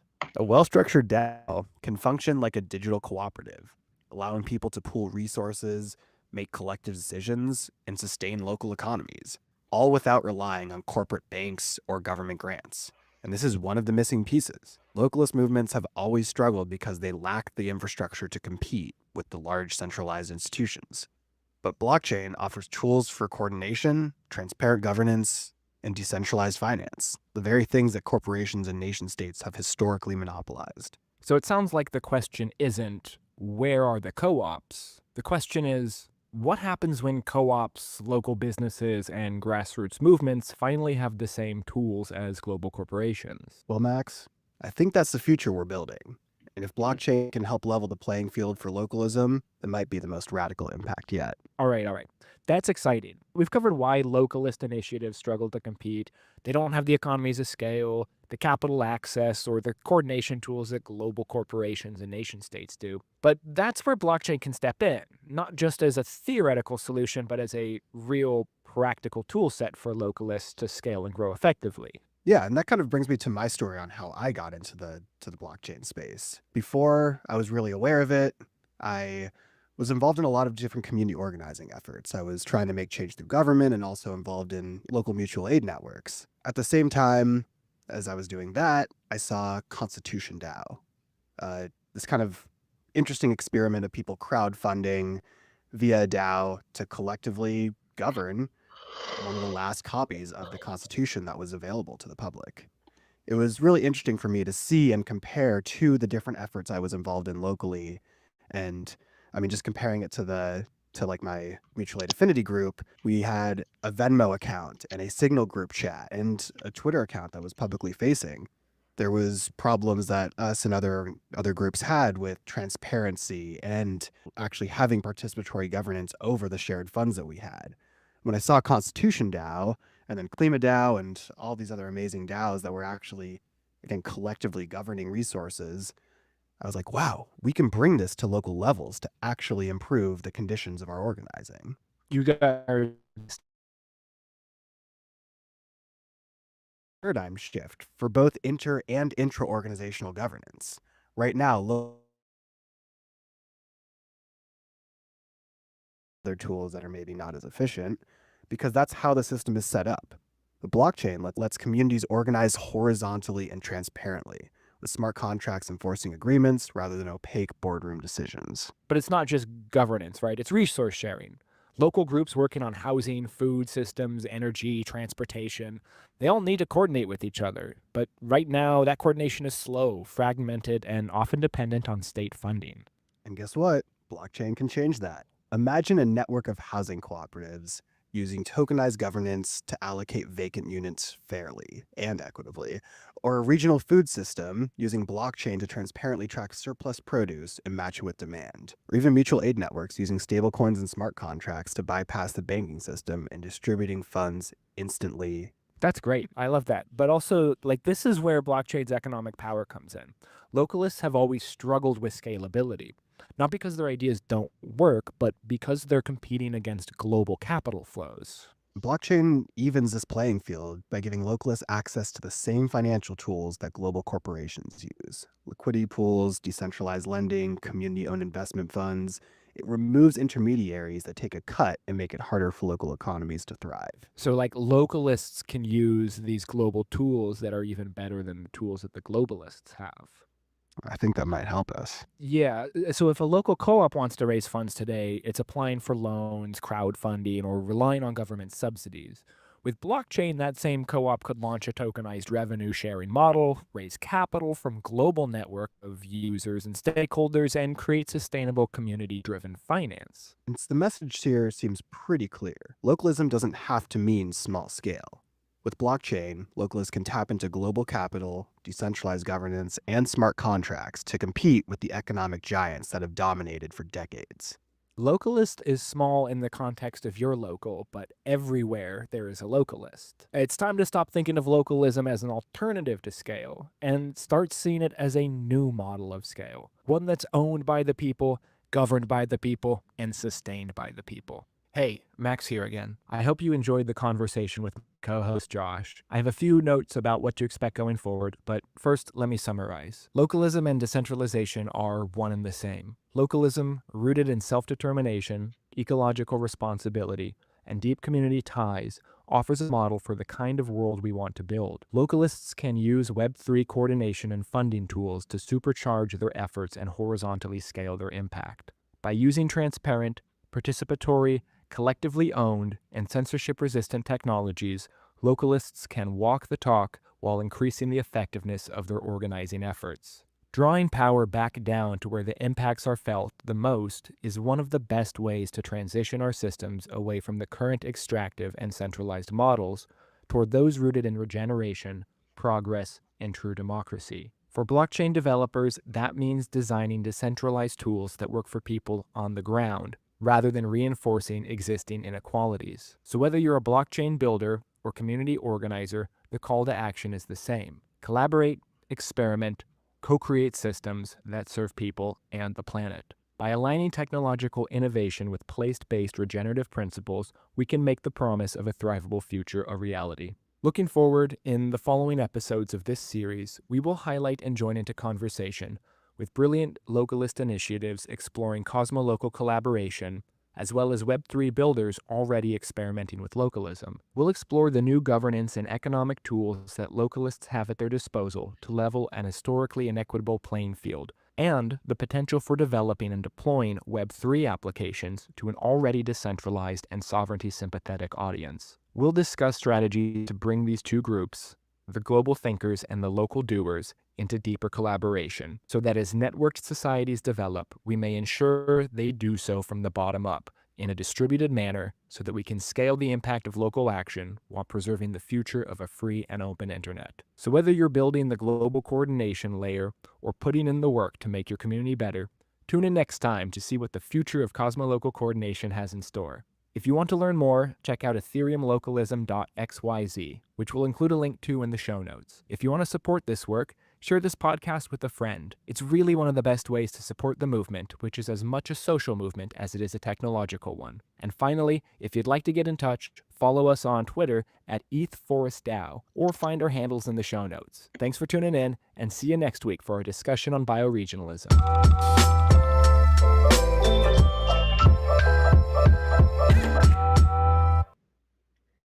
One of the most important videos we can make is this. All right, so we're just going to see if Awka could join to close the call, and we'll then end with him. And also, I'll just go ahead and play this great video by JT Nickel, who I was recently on his podcast representing the Dev Guild, discussing our regenerative stack. So definitely want to give a shout to him. And he did a great piece of video, some great series of videos a year or two ago. outlining the regions. So let's watch this. One.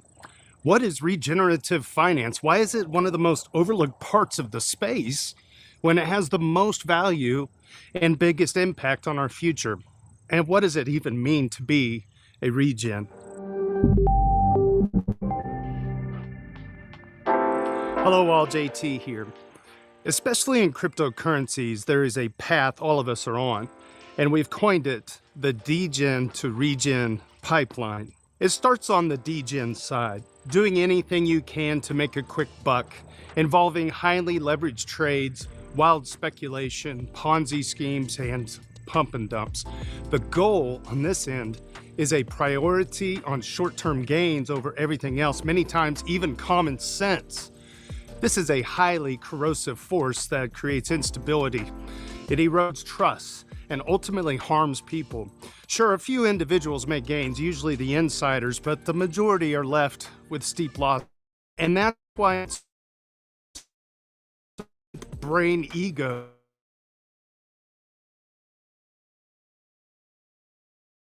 Stupid people who probably don't deserve it in the first place.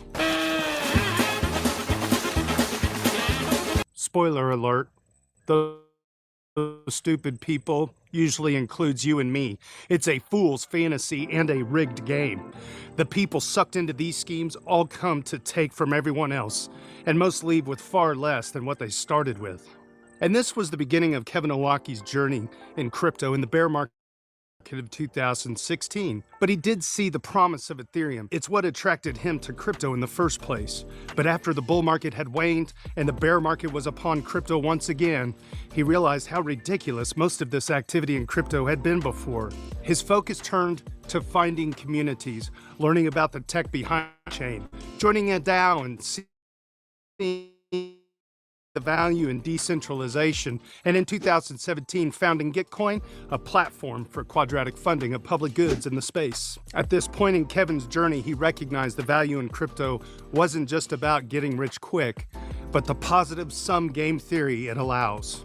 We've all been given a global, transparent, and secure way to transact freely with blockchain, the ability to create programmable money that reflects our values, and more often than not, we've squandered it to make a casino. At Greenpill, we strive to be a path from degen to regen, to be the change in making crypto the place of prosperity it was designed to be, going back to Satoshi Nakamoto, creating the Bitcoin Network. Our community is made up of groups called chapters, each with their own goals for creating regenerative capital and public goods. They build within those chapters, being their own micro community, which sets goals, seeks funding, and collaborate to bring opportunity, sustainability, and human thriving. How about you? Would you consider yourself a degen or a regen? How can we leverage crypto to better humanity as a whole? Consider joining our community and being part of a chapter. We'd love to have you, and there's no fees or subscription, just people coming together for good. To learn more about regenerative finance and the regen movement, check us out at greenpill.network or go to our channel page for our many other videos that dive into the many facets of regen and concepts that help us do it. On behalf of Greenpill, my name is JT. Cheers and big hugs from Kansas City.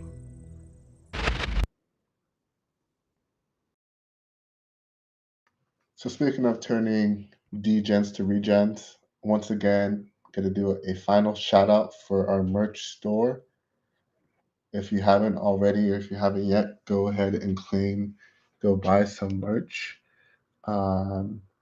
You could get a 15% discount. I'll put it up the screen real quick. But you can get a 15% discount by using the code Greenpill Ethereum, which also gives you the pull-up. Now you can see some of the merch we have created. Shout out to Sophie. Shout out to Little Birth. But go ahead and get your Ethereum 10-year merch or ETH Denver merch.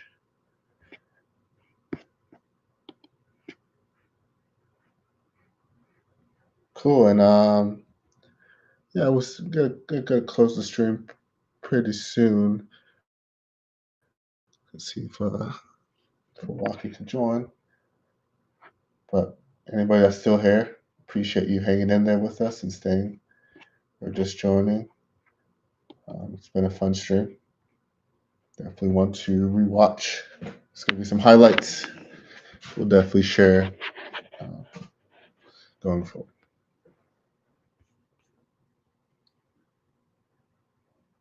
Still got Amil with me. Greenpill Nigeria. Looks like they're having a discussion.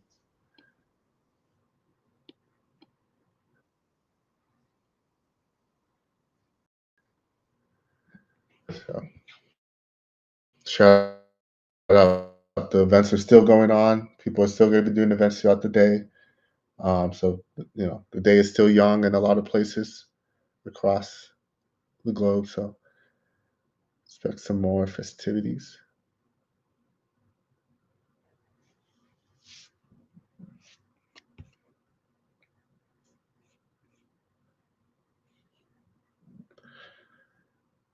All right. Well, I think we're going to go ahead and close the stream. Want to say thanks, to everybody who joined. It's been a great call, and appreciate you spending some time with the Greenpill fam.